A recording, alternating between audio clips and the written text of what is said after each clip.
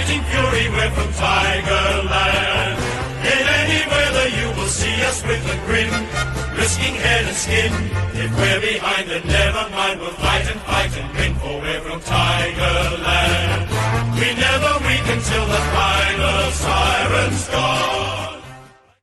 Good evening, Tiger fans. Welcome to the Tigercast, a Monday night special. This wasn't exactly a planned show, so it is just me one out with all of you lovely people watching along, which is fine. I don't mind doing that. It was something that kind of come up at the last minute just because of, you'll piece it together a little bit later as to why it wasn't so much a scheduled show, but something I thought it was important to throw out there as soon as I was able to. So there's a big announcement to come shortly during the show, and then a teaser announcement about something else that's coming up down the future as well.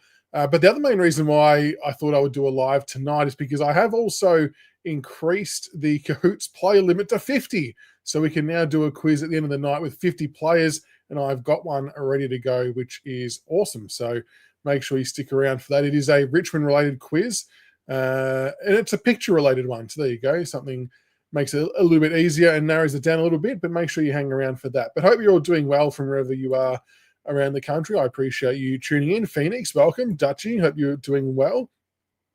Got Greg, Noel, Ricky, Vince, everyone piling in. Good to see. But I guess as well, I'll take the opportunity as well, folks, if you do have any questions or draft-related stuff, whatever it might be you want to throw out there, throw it out there. It's a good time to do a mini Q&A. We do have, just a quick plug for tomorrow night, we do have Jesse from True Footy / True Eagles jumping onto the show to go over the True Footy latest top 10 rankings tomorrow night, as well as a bit of a mini mock draft. So make sure you tune into that, because there has been what feels like a slight shift in the dynamic of West Coast and what they are looking to do with their top two picks, which is a little bit concerning for us. When I say us, those who are wanting to take Sullivan Roby, it's a bit concerning for them, because it does sound like that West Coast have maybe got one eye on him and could be looking to use pick 2 in that space, which would be very interesting. And it would quite honestly throw a cat amongst the pigeons that up until the last 48 hours, I probably hadn't really considered a whole lot. So that will be interesting. Jade Racing, the evening of the Unleashed doozy. Oh, look, I'm not sure if it will be classed as a doozy. I'm excited by the announcement. I hope everyone else will be as well. Craig from Spain. Are you residing in Spain, Craig, or are you just traveling? What's the go there?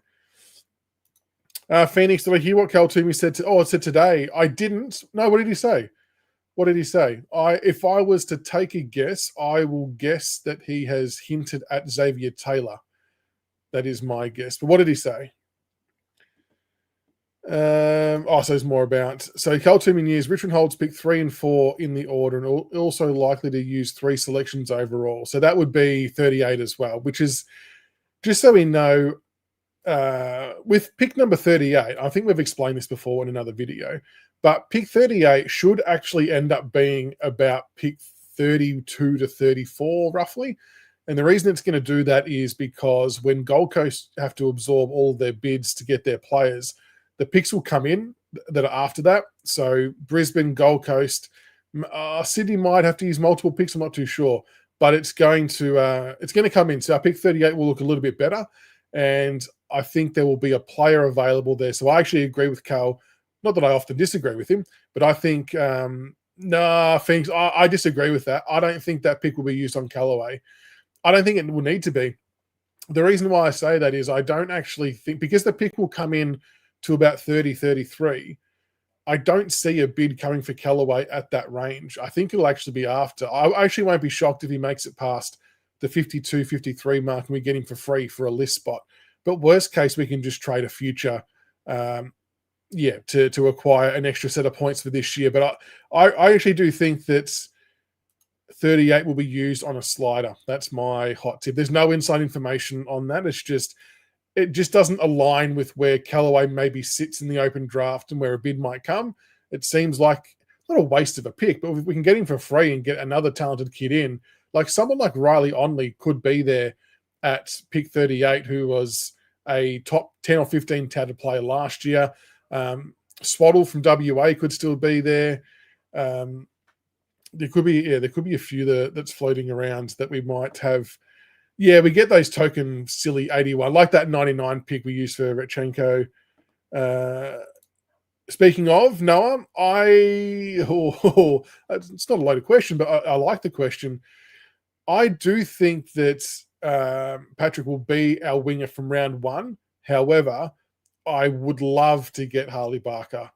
I don't know whether he will still be there at that pick 38 that turns into 33, whatever it might end up being. If he happen, I really do think that Harley will go first round, even though he's got the ACL. If he does slip a bit further, we would have to take him, unquestionably. Matt Larray's not bad as well. Not a bad option. He would be my second preference.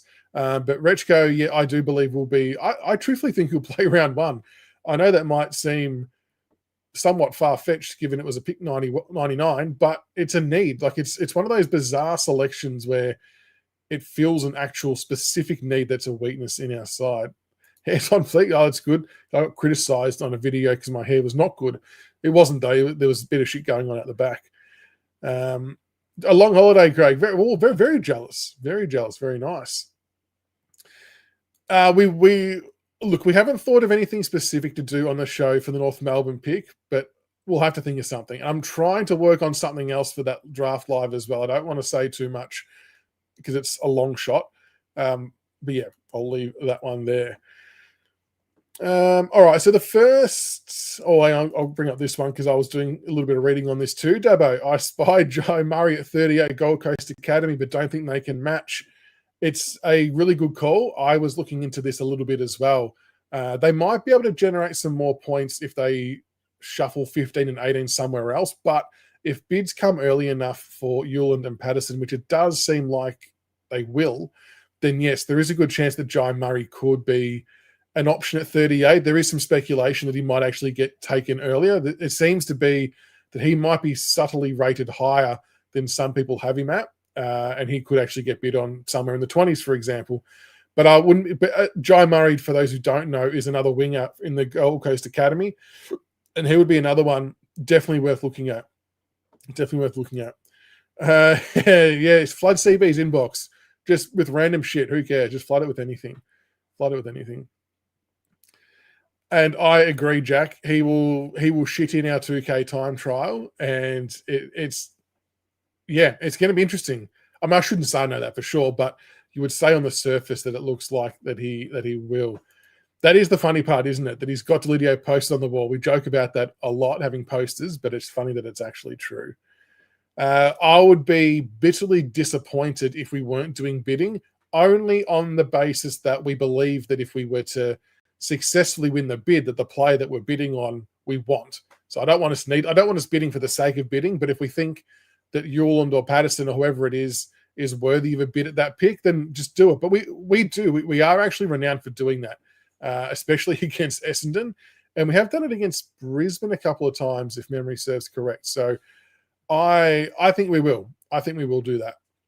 It's if West Coast somehow bid on Hewland at 1, it makes things interesting. I just can't see a pick 1 bid happening, though. Teams just don't do that. They just reserve it for their own player, which I get to. Yeah, Heels. I thought I might have read this wrong. I thought I read 206 somewhere, but maybe you're right. Maybe it's 204. Yeah. He's posing some interesting questions, isn't he, CDT?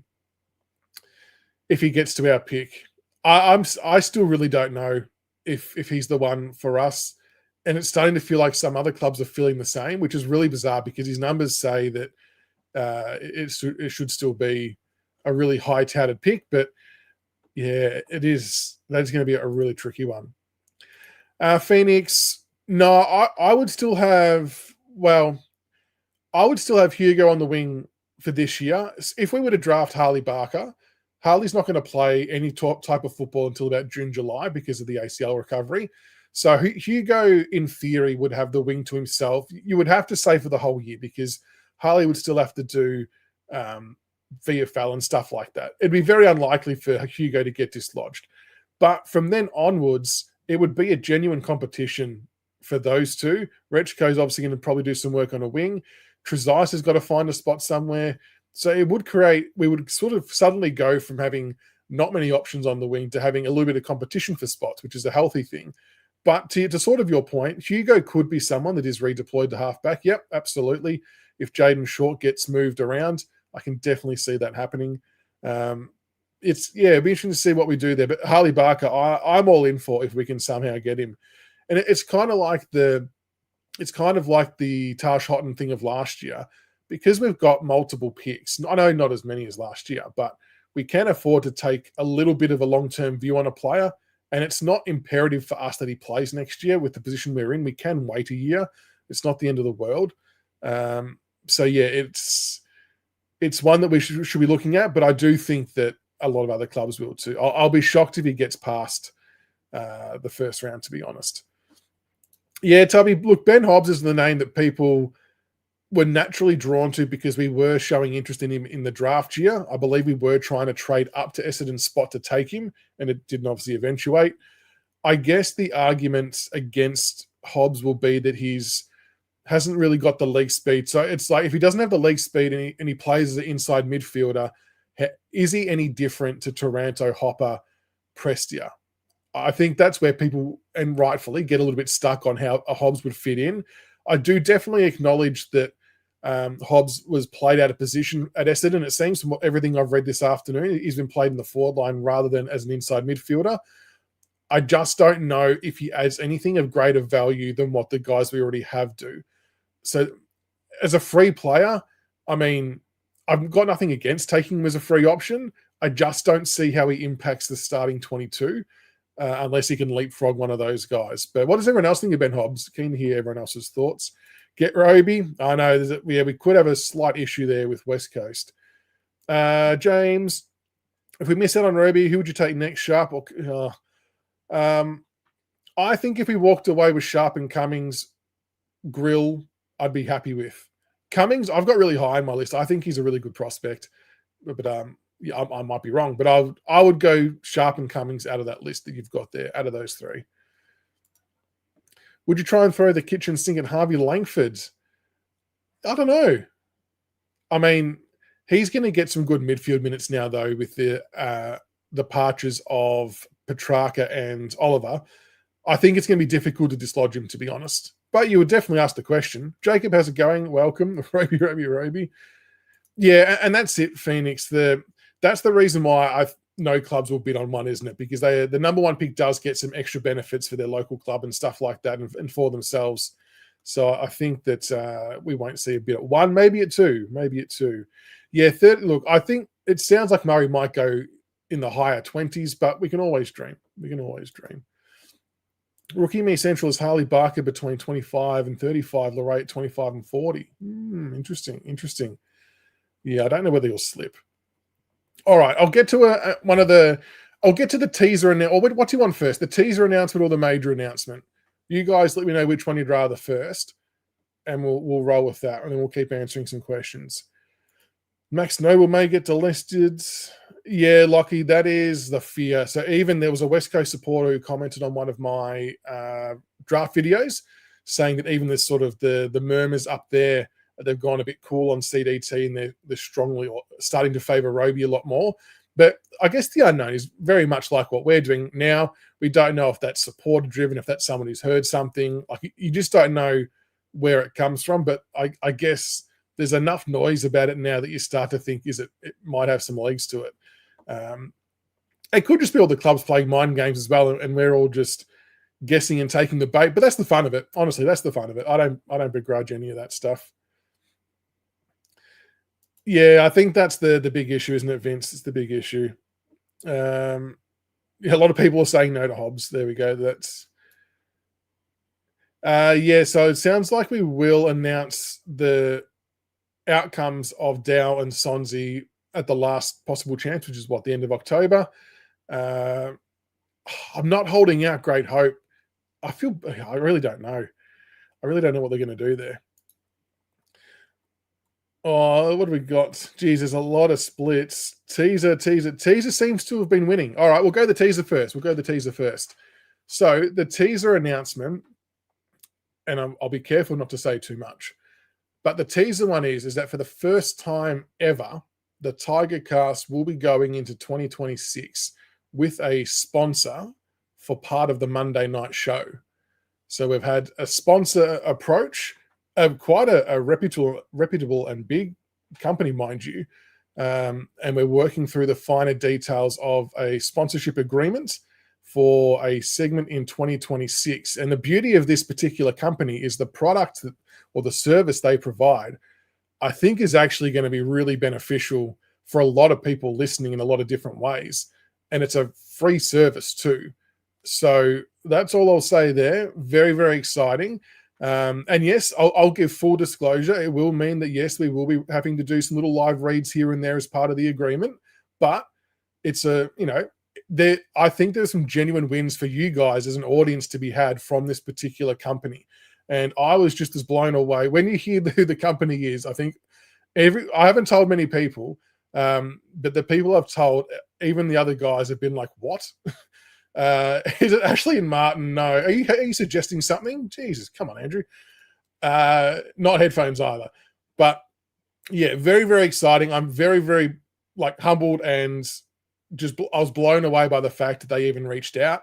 And the best part is they are diehard Richmond Nuffy supporters like the rest of us, and they have been watching the show since 2017. So they have been OGs from the start, and I think I'll explain more once it's all signed off on, and I'll introduce you to them all, and I think there'll be a lot of you out there that could actually use this service. So that's going to be very, very exciting. Is it Peter Alexander for all the CB's robes? Very good widescreen. We do need to actually do something about that. Yes. Guru, you know what's happening. And believe me when I say your PM caught me very much by surprise. It doesn't have anything to do with leather pants, no. And unfortunately, it's not Sexyland. But if Sexyland are listening, we are open to any ideas. But so something to look forward to for 2026. It's gonna be awesome. Why is it with all the Ashley and I suppose the other? I'm more thinking about me, but maybe you're talking about the other three who are bald. Maybe that's what the angle is. Maybe I'm getting a bit insecure about my receding hairline. Victoria's Secrets.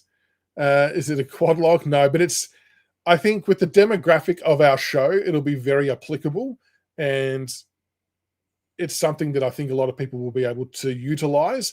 And the best part is you'll be dealing with two Richmond Nuffies, so you'll have something to talk about straight away. So more on that when it gets sort of finalized, but very, very excited for that for 2026. I suppose if anyone else wants to engage in sponsorship chats, feel free to hit me up. It came completely out of the blue, but we are always open to talk. Michael's in the three. That's got a thumbnail written all over it. James Michael with three thumbs. Jesus. Is that thing preseason away from Punt Road? I believe we are trying to have the preseason at Waverley. So I don't know if that's confirmed or if I'm off track there, but I believe that's what we're trying to do, because the AFL now own Waverley. So Continental Tires, actually on that, not specifically Continental Tires. The other thing you might see a bit more of in just regular football media, like fan content space, is I've joined up with a Footy Fan Network, which is run by Backchat Studios. So they are putting together a network of all footy content creators. And you might have seen, if you follow me on Instagram, I think I posted it on Facebook or Twitter as well. But we had a bit of a gathering on Thursday night last week. We did some debates. We did a couple of podcasts, some quick fire questions.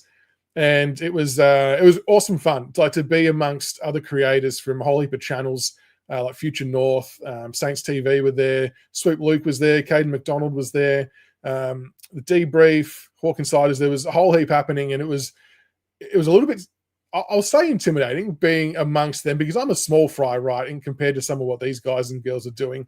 So yeah, keep an eye out for some different content you might see me in, and it's just a little bit of fun to see how it's all going. Scoops was not there. No, Scoops was not there.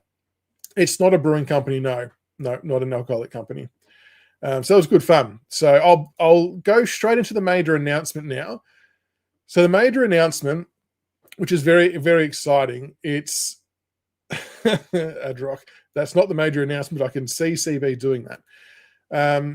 So on the back of the success of the Uze interview that took place at Punt Road, which again, just for a bit of backstory, I've been trying to work in a relationship with the club for a few months now. There was a lot of back and forth. Timings weren't lining up to be able to organise it. And I do want to say straight off the bat that this is all a massive thanks to Kiwi Tiger. A lot of you will know who that is, Andrew Sloman, who helped introduce me to the club.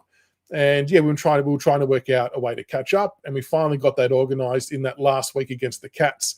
And then, as you all know, they'd offered for me to ask a couple of questions. It was meant to be for the Uze presser, which was wonderful, but then it turned into the whole thing because no one turned up. On the back of that, there was obviously such great feedback from general public who probably didn't even know who I was and what was happening, but just about the questions that were asked, how relaxed Uze was. The club loved it. Livingston was there. He loved it.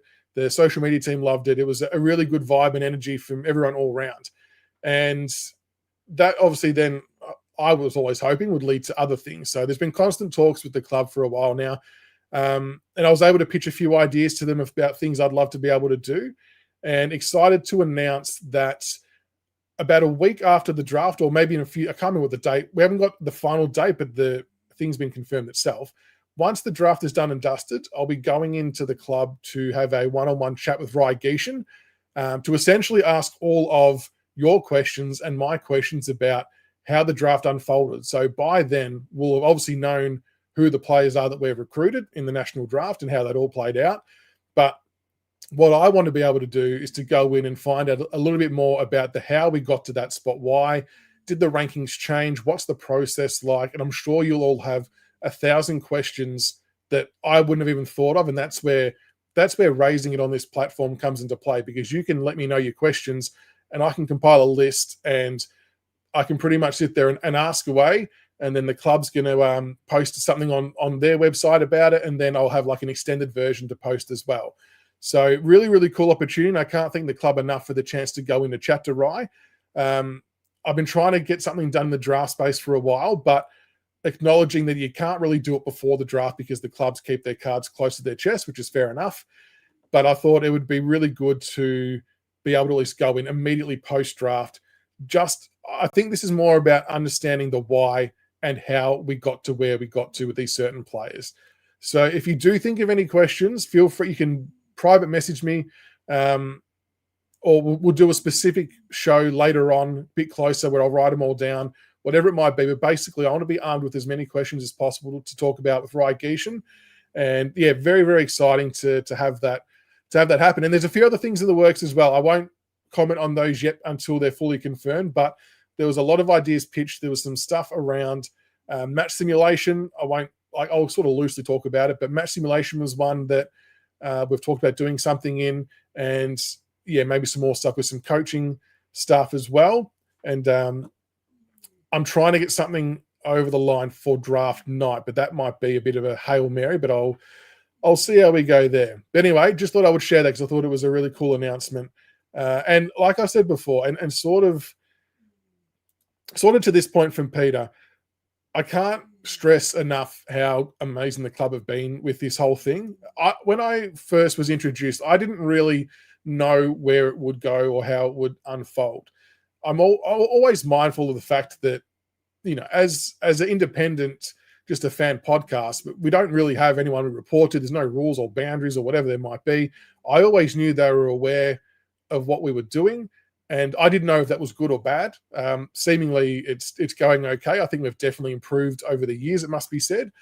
But when you talk to a lot of other clubs podcasts, like the fan-based ones, a lot of them have really strained and stressed relationships with the club, and it doesn't make sense.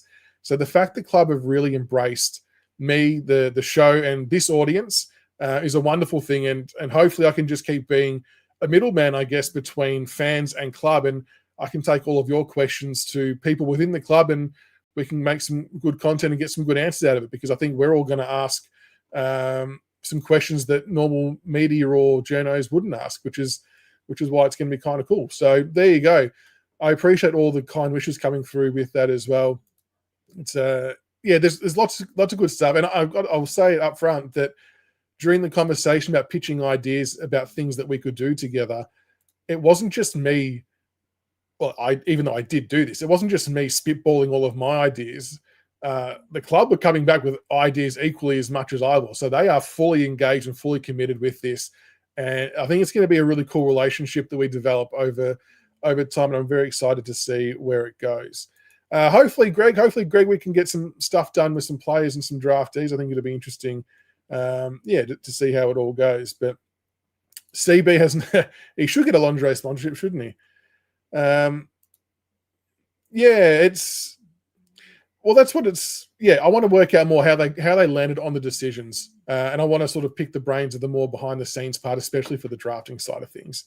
So we'll have to see how it all goes. But like I said, if you've got any questions, definitely let us know, and we can add that to the list. But I'll do a more specific show later on about the Rye-Geesh and stuff, and we'll pile the questions together.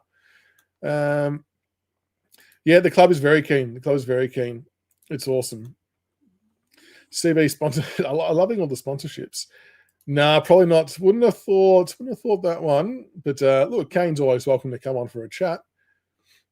So yeah, Alpha. So you're obviously an OG way back when. When I told CB and EJ about this potential opportunity, they always just laugh about where we were in 2017 compared to now. It's quite a progression, but I do like the way we've evolved and where we've evolved to, and that's thanks to you guys and girls as well who tune in and make it what it is pretty much. So Monday nights, never miss it. That's brilliant. So I think there will be something in the preseason realms. I don't want to say too much on that one because what it's hoping to be is very cool, and I don't want to put it out there in case it doesn't fully eventuate how the club and I are thinking it will. But if it does, you'll all love it. Trust me, it'll be really good. Once I get that green light, I'll talk about it though. There we go. So we've got a sponsor for 2026 Monday night show, and we've got some more stuff lined up with the footy club, which is awesome. Yeah, Kano, you're an OG. You're even a Pink Panther OG. I know not many people here will know what that even means, but no, you're a Pink Panther OG and a Tigercast OG. I did contemplate pitching that cheekily, but seriously as well. And Birdman, I think Birdman's in the house. He was actually the one that re-prompted me to maybe even do that. But you know what? In all honesty, Slowy does a great job with his blogs that he does while over on the camp. But I don't want to take away from what he does. But yeah, if there was a way to get away from the kids for a few days, that'd be nice. Wouldn't say no. Wouldn't say no. I think there's a little bit of this, and we talked a little bit about this on the Footy Fan Network podcast that was done the other night. It wasn't my group that did this one, but I was watching it. Just in relation to how big and meaningful that fan-based podcasts are getting. And if you look, I don't know how many people here follow the EPL and things like that, but there's a lot of EPL podcasts, and they've got people like just regular supporters like us who end up on like Sky Sports and stuff like that, talking about their team or interviewing the managers, and it's full on. It's really severely embraced, and it's awesome. And I think that's what we're trying to build as a Footy Fan Network, and definitely what I'd love to be doing with Richmond. So I'm obviously very grateful and thankful for the opportunity, and I appreciate all of your support as well. But yeah, so there we go. They're the announcements. But if anyone's got any other questions on any of that or drafting stuff, like I said, I've got a quiz lined up as well. So we'll just keep chatting generally. Yeah, it is nice that the efforts are paying off. And like it's all been really relatively unexpected, but very welcomed at the same time. And again, like I said, I'm very, very grateful of the opportunities that have been put out there. It's been really awesome. I don't have a head for TV, unfortunately, Daniel. A live feed from the London Tavern. Look, in a similar vein, the one thing I'd love to be able to do at some point, whether it's 2026, 27, or whatever it might be, I'd love to be able to do a live show from a pub, hotel, venue, whatever you want to call it. I just don't know how it would logistically work because I don't have the equipment to do it. After seeing the production of a podcast from the Footy Fan Network Backtrack Studio guys, I was just in a complete headspin, and I would have zero idea on how to do any of that. So if anyone knows how to do it or can do it, and you've got equipment and it might be something you're wanting to help out with, let me know, because it would be cool. And I've always wanted to do a live show of some kind and try and get the band together for one night and have people there. So we'll definitely try and do that if it's possible. But even like a catch up at a footy ground, have a kick or whatever, I'm sure there's plenty of things we can do in 2026 and beyond. So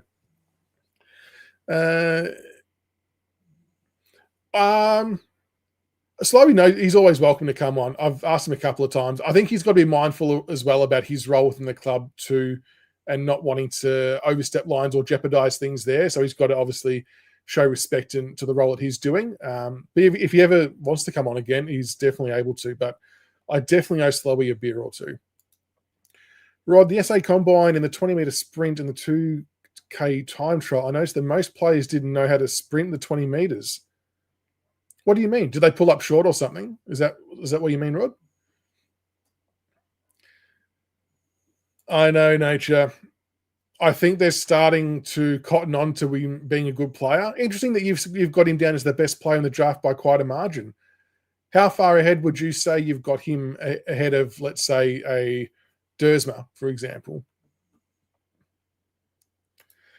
Dan, you've been on the Arizona trip with the boys. Really? Slowey was best on ground in Vegas. Interesting. He's a good man. That's a good shout too, Tubby. A collab with Richo and Talking Tigers. A few people have mentioned that. Can definitely mention that at some point and see what we can do. That would be kind of fun though, wouldn't it? What are the chances of getting players or other Richmond personalities? Hopefully, the player stuff is something we did talk about when I was at the club last. It'd be great to get them on. Yeah, hopefully we can get something to happen in that space. It's just all a bit of a timing thing and what works for everybody, but that's definitely something that we're aiming for, which would be awesome. But I'm honestly just happy with whatever comes my way in that sense, and just I guess it's just some baby steps, and we'll keep building from there. But no, it's pretty good. I think you just need a phone. In terms of broadcasting from a venue, yeah, there we go. We can do that. And so I was talking to Terry from Blue Abroad the other night, and he does a really good thing. So when he does his fan cams, he did a couple during the trade period, and he actually sent the link to the media manager, who then and just like, oh, hey, I'm live. If anyone's free to come on, let them know. I'm like, that's such a good idea. It may not land most weeks, but there might just be the odd week where someone is available to jump onto a fan cam just to talk about the game or whatever it might be. So that's something I'll definitely speak to the club about too. Like I said, I wouldn't ever expect it to happen on a weekly basis, but you just never know your luck depending on the game. So it's good to hear different ideas like that. Birdman used to work for Rode. Very nice, very nice. I've got one of their wireless microphones for the GoPro. Do you still have any connections there at all? I appreciate it, Nikki. Yeah, I think that's the other thing as well. We'll probably do a few more catch-ups next year. Like at the MCG games, I think a lot of you probably know that I think our seats are outside gate 3. So we'll try and do our best to get there a bit earlier sometimes, have a bit of a catch-up outside the ground. Or feel free to come and say g'day inside the ground, wherever it might be. Sporting Globe catch-up. I know there's so many cool things that could be done. I just don't know technology-wise how to do it so that it, A, broadcasts out, and B, records, or then projects speaker-wise to the audience that are there. I'm just a little bit of a noob with that stuff. It's a bit of a different world. Roby has been a bit of a bolter. Looks like a footballer in demand. He definitely has been. He definitely has been a bolter. It's funny because he's been a bolter, I guess, in all of our eyes. And what I'd love to know, and this is why doing the interview with Rai Geishan afterwards is going to be interesting, because that's something I'd like to know specifically about. Did the club predict or project Roby to have the type of end of year that he had? How long had they been tracking him for? Or was that the first I'd heard of him? Things like that I'd love to know.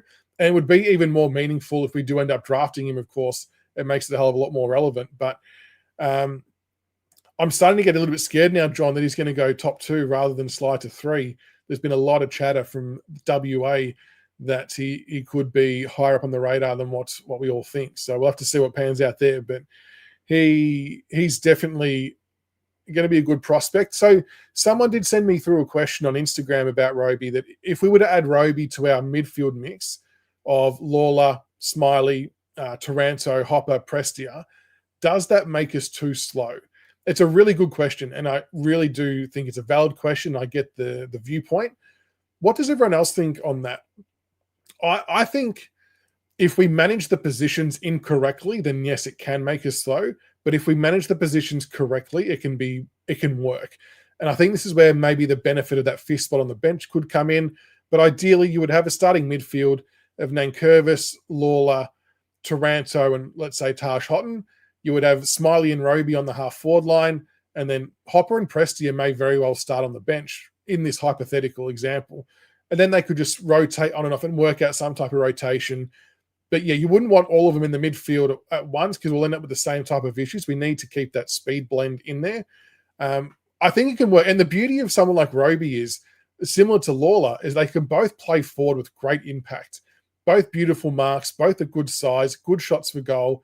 So it actually gives you a bit more firepower of a different variety. So rather than falling onto the heads of the key forward all the time, you'll then have a Lawler-Roby combo and a Smiley down there as well, who can impact the air and kick goals. So I actually think it can work in our favour if we get the positional part of it right. And that's the big one. Yeah, so okay, interesting on Dersma. Interesting. Don't think he's the best in the draft, but he's the best in the open draft. Yeah, so I've got a video coming out tomorrow, PM Bangers on the Big Footy draft board, for those who are familiar with the draft section. He did a power rankings the other day, but he actually put it into tiers of tier 1, tier 2, tier 3, tier 4. And it was probably the first time I've seen anyone do that this year. And it sort of puts a different lens on the draft pool and where players are at. So it's a really interesting one. So keep an eye out for that. I think it's dropping it at 9 o'clock tomorrow morning. Look, I think I would still be excited.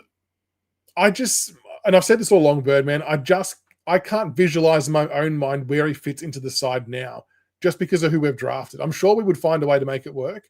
But I'm just wrestling in my own mind about where does he play. But he's definitely gifted, like athletically, and a Sims CDT combo could be what the club want, potentially. Live podcast from a pub with CB handing out drink cards. You reckon he'll give out drink cards? I reckon he'll keep them for himself. I reckon he's giving him too much credit. Venues can advise help on live show. That's true. I probably should have maybe asked that question first, to be honest. That's a good point. I saw a highlight package of Roby's very similar to Smiley mold. So I kind of inadvertently answered that, didn't I? I think we can make it work. I think we can make it work for sure. I think he's ahead of them from Roby's come from a few months back. Yeah, his ceiling's huge, isn't it? And that's the unknown. That's why I'd love to know when the clubs had sort of seen him in action. So I think in nature, much appreciated. Very, very kind.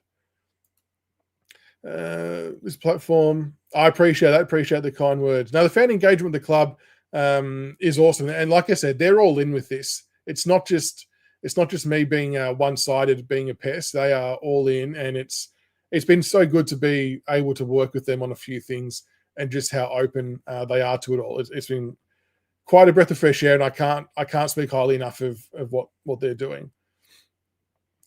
Used to hand out free gear. Really? Wow. Okay, so you know how to do it live. Is it overly complicated? Not sure if it's overly complicated. No, well, so I've done the fan cams after the game, Greystoke, and it's an awesome platform for viewers to come on. I guess and I was talking to Terry about this, that the main reason, and look, I don't want to say our fan cams don't work, because they do, but the difference is that Richmond supporters in general have a very grounded and well thought out understanding of where we're at as a club.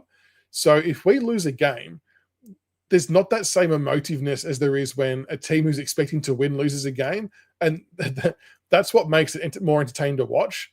Like, I'm sure that a lot of you in chat have jumped onto a Blue or Broad fan cam when they've lost a game, maybe even after round one, to see the outfall of it all. we don't really have that because we all understand where we're at, which is great. I would actually much rather that. So it's interesting. It's actually going to be interesting to see how our fan cams evolve as we get better as a team and the expectations become higher. So I'm actually really looking forward to that because at the moment we all kind of share the same views, which is wonderful. But yeah, it'd be nice when we get to a point as a club where we've got higher expectations on our own performance, which I think is a good thing. Oh, I'm not sure if we're Richmond person. We're just nuffies like everybody else, but no, I appreciate all the love and support that we get. Oh, lucky are you, mates? Some congrats. We appreciate it. Appreciate it. Make sure you get around Tick Time on Instagram as well. They are shooting lights out on Instagram, putting everybody else to shame, including myself. So get around Tick Time on Instagram. Tony, if Eagles go Roby, Dersma, I would happily take CDT. It's no problem. And my only other question is, Tony, if CDT gets to us, do we get some ridiculous offers from other clubs? That's where I think the head-turning part might come into it from a Blair Hartley perspective. So that'll be really interesting. Need for speed. Very true, Greg. Very true. Noah, I think Cumming and Grill are the perfect fit for us. I wouldn't mind it. I wouldn't mind it. Damaging line-breaking midfielders who can play different spots. Hard to argue. And this is why tomorrow's video will be so interesting, I think, for all of you draft followers. The way in which PM Bangers grouped the players was fascinating. And not everyone will agree with the rankings, and that's okay. I'm really, really keen to see all of your comments on the video about it, though. It's really interesting. If you want speed, do you think Javan Philippou or Sam? I mean, Grill would be my preferred option of those two for sure. Javan Philippou, what did everyone make about his statement that he would draft himself at number 1? I kind of don't mind it. I think it might backfire a little bit. I don't mind it. I don't mind his swagger and confidence. I think there's clearly players that are more consistently performed than what he is. But Javan Philippou does have a pretty high ceiling, I reckon, very athletically gifted. And I think you would take a punt on him in the teens for sure. But out of those two, I think I would rather Sam Grill at this stage. Surely, Adrock, surely we can find someone. Yeah, Stig, yeah. That account still exists as well, Dabo, just no one uses it. I do remember that too. Yeah, I might hit up Carl. I don't want to put. I might hit him up. I don't want to put him out. He's done plenty for the show, but I'll see if he knows a few ways about doing it. That's a good shout too. Need Roby and Grill. Peter always subscribes to Pure Football Talent Picks 1 to 20. Pace on picks after 20. Yeah, okay, I know we need pace, but can't be at the cost of skill and a football brain. We definitely need some footy IQ, don't we? That's a very good call. A reminder as well, guys, we do have a quiz coming up as well. So if you want to participate in the Cahoots quiz, hang around. I think it's about 12 questions. If Roby is taken by the Eagles, do we slide down with pick 4 or even split? I think it will just depend on if someone comes to us with an offer we can't refuse. And I've been having this argument on Big Footy all day. Not an argument, but people have just got differing views. And I tend to agree with the views against my point. So my point is that I don't think we will split the pick unless we're getting a future pick in return as part of the deal and then sliding down to a further pick this year as well. And a lot of other people have the view that, well, no one's going to do that because no one's going to want to trade out of a stronger draft next year into a perceived weaker draft this year. And I don't disagree, but the reality is that if someone wants one of our higher picks, that's what they're going to have to pay. That's what it will take to make our head turn. So if they've identified a player at 3 or 4 that they want, that we can get, and they want them instead, then the onus is on them to put forward an offer that we can't refuse, like what North Melbourne did. And that was kind of my point as well, that I guess not many of us maybe thought that we would end up with North Melbourne's future first-round pick, but here we are. We ended up with it. Yeah, that's interesting, Carl. I think that the 5-man bench, you could possibly develop a line switch as per the NHL, so the 2-line midfielders have maximum impact. I really like that concept. I like it. I think something like that would be really good to see. And then I think the second ruck might be the other thing that teams do as well. And that's going to benefit teams with the deep midfield because you can kind of have your A graders swapping with other A graders and you're keeping the strength out there. But that's a really good shout. I like that. Jack, having been in a 3-month internship, well done at Calder Cannon. CDT will be fine in terms of fitting in. It'll be hard, though, with Armstrong fall. And that's my thinking, Jack. I've got no doubt he'll be a more than handy player. I just don't see how he works into our side now because his secondary position is a key forward that we just drafted 3 of. And we've still got Liam Fawcett as well, and Tom Lynch, and McKelty Lafau. I just don't see how he fits. CB's copped a shellacking, which is always nice. Yep, and Ruck, Roby, Lawler, and Houghton can all play forward. Agree. Stephen, do you think we'll have to get another first-round pick for Armstrong and Daffy next year? Armstrong, I'm leaning towards yes. At the moment, I believe he's sort of touted in that top 15 to 20 range. He had a super year. Playing as a bottom major as your starting midfielder carrying the load for Murray is an amazing effort. And I think he'll have another strong year next year. Archie Daffy and Jack Lees, I reckon, are probably more in the second round at the moment. I actually think that Jack Lees could be the one that spikes up ahead of Daffy, to be honest. He's the one to keep a close eye on. And I say that because Daffy's younger as well, so his improvement may come later on in the year. So Jack Lees might bolt earlier, and Daffy might come back in the back half of the year. But both are really exciting prospects, and I'd be super keen to get them both in. Look, you kind of don't want them to hit first-round status so it doesn't congest or upset all the picks, don't you? It's one of those weird ones, but hopefully we can work a way to get both of them in, which would be awesome.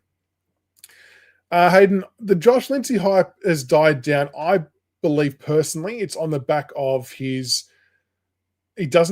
not as strong on the defensive side of the game. And when a hard tag was applied to him, he didn't really cope well with it. But not a lot of 18-year-olds would, to be fair, but it really quelled his kicking game, which is his one would. So I guess there's just that question mark on how he deals with that. And then also his own defensive side of the game. I think that's why the hype has died down. But he could still go high. I can definitely still see clubs, taking him in the top 10 for sure. CB's copping it. It's good. The draft date, was it the 9th? Was it the 19th of November? Someone might have the answer for me. No, it's on a when. Yeah, I've got a funny feeling it's the 19th and 20th of November. Wednesday and Thursday. Wednesday being night 1, round 1. Someone correct me if I'm wrong, though. I think we can manage that, though, Paul. If we use the positions wisely, I think we can get around it. We can get around it for sure. Hello, listening from a holiday, Daydream Island. Hey, we bought the laptop. Good on you, Glenn Malcolm from Daydream Island. Very nice. Happy. Thank you, Anthony. Much appreciated. Oh, there you go. One of the OGs back in the day. Very nice. Gee, I tell you what, as fun as that was having a rotating guest list on, that was bloody hard work chasing people or trying to put it together week in, week out. It was very difficult. But Cody Walker going to Carlton seems a generational talent, but nice if he called the old boy out, his old club. Yeah, look, this is where it's interesting. Not really. I mean, I think for all intents and purposes, Cody Walker will end up at Carlton. But what he came out and said recently wasn't an official nomination. It was just kind of a handshake agreement, if you want to call it that. The official nomination, I don't believe, can come until next year. If shit hits the fan, things can change. Obviously, if a team bids early enough, it might make Carlton, it might put him in a tricky spot to get points or to get the picks. But I think after their deal for Curnow, they're probably going to be okay. So, yeah, I don't see him changing his mind. I'd love to get him, though. He's a super player. He's going to be an absolute gun. But, yeah, I feel like that he will be, for up in Carlton pretty easily. Can you ask the club to be there at draft night to ask the two players questions? More on that maybe shortly. For me to be there? No, okay, right. So I won't be at the draft, but I'm trying to work on a way to still get that same outcome, but during a live show. So I'm sure you can piece the rest of that together. But we'll wait and see what happens in that space. I know they're very, very busy on draft night, but it would be kind of cool if we can make something happen. Sarge, how are you, mate? The first one, the teaser announcement was that we do have a sponsor coming on board for 2026 to sponsor part of the Monday night show, which is awesome. Just waiting for the final sign off before I announce fully who that is and what they do. But it's going to be it's a big and well-known company, and it's something that I think a lot of people can use to great effect.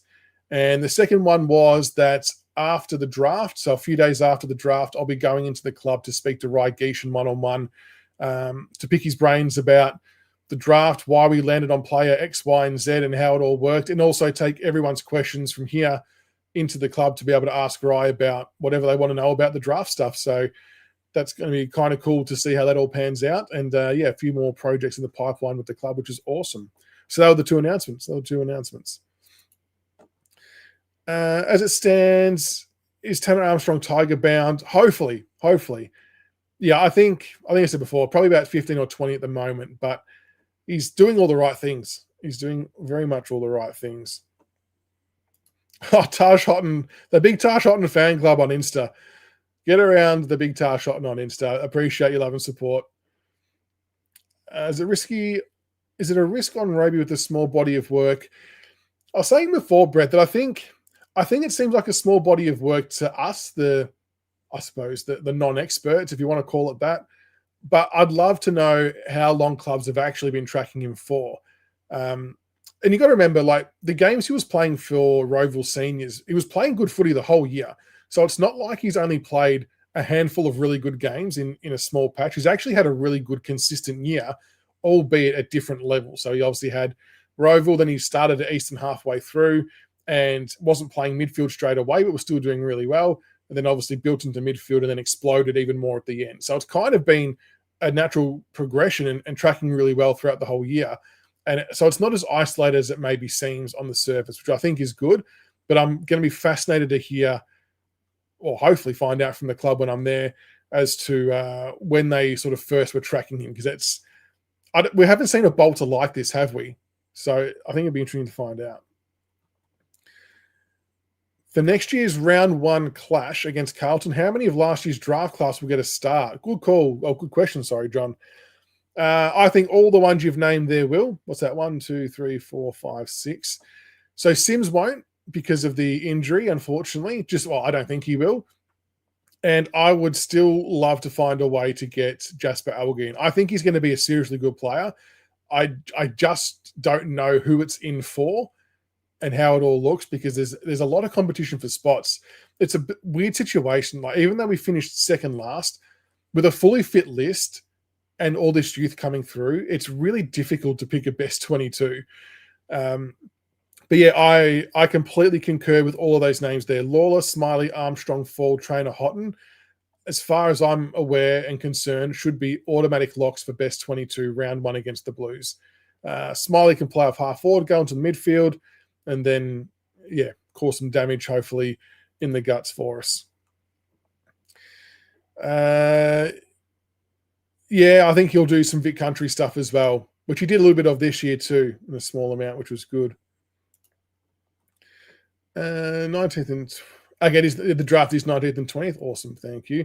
Apologies if I'm taking a little bit longer to get to the comments. We've got 215 people in chat, which is awesome. So I'm just trying to keep up with it all. But make sure you hit like and subscribe. We're closing in on 4,000 subs on YouTube as well. I think we need about 40 more. So if you're watching and you haven't hit subscribe, hit it now. It's free and easy to do, and it helps the channel out heaps. We appreciate the support. Gruck, how are you, mates? Finally dropped the new. I know. I feel bad when I tell you guys stuff. I'm like, oh, keep it in-house, because people get peppered and questioned. There's been a lot of I don't know how far back in the comments you read, Grock, but there was a lot of talk for Ashley and Martin to come on board as a sponsor, which I feel was a bit of an aim at maybe 3 of the panel members. So it's not them, though. You say you're safe.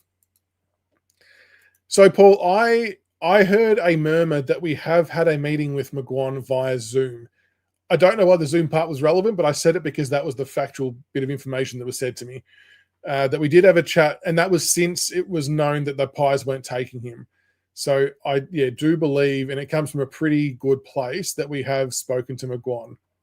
Whether it happens or not, I mean, they'll speak to a shitload of players, don't get me wrong. We'll see how we go. I appreciate that, Lettuce. And I think that part of that's Well, the trustworthy part, definitely. I think from the club's perspective, like that press conference day, right? There's 100% risk involved for them that I could have been just a rogue dickhead and just gone off on a tangent and blew the whole thing up. Now, granted that it's not a live feed, so even if that happened, they would have just not done anything with it. No one would have known any different, but it would have been just shit all round. So there was definitely risk on their side. I could see that there were some people a little bit unsure with how it was going to go on that day, and fair enough too. But then once we got going and got into it and it went really well, they're like, right, he's not a dickhead. He sort of knows a little bit about what he's talking about, and he's got the right intention, more importantly, not trying to grab a headline. And it's been able to blossom from there. So it's been good. It's been a lot of hard work, but it's been worth it, absolutely, and really good. Dan, I am 1,000% with you. Wouldn't be surprised if Smiley hits the comp by storm next year after definitely put $1 on him for the rising star. That's definitely a CB one, isn't it?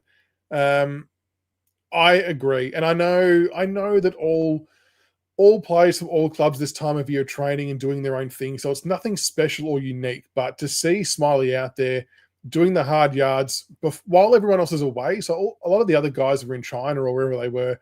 And Smiley's out there doing his running program and getting fit. And I think he's lost somewhere about 7 kilos apparently. So he is trimmed up, looking pretty slick. And I just think that what happened in 2025 with his inability to get his body right and to get on the ground, I really do think this has driven him to a whole new level. And I'm with you. I won't be surprised if he rips shit up. It's going to be awesome. I think he's got a point to prove, and I think he's going to do it, which is going to be good. And Peter, that's a good call. Kids do need to kick on.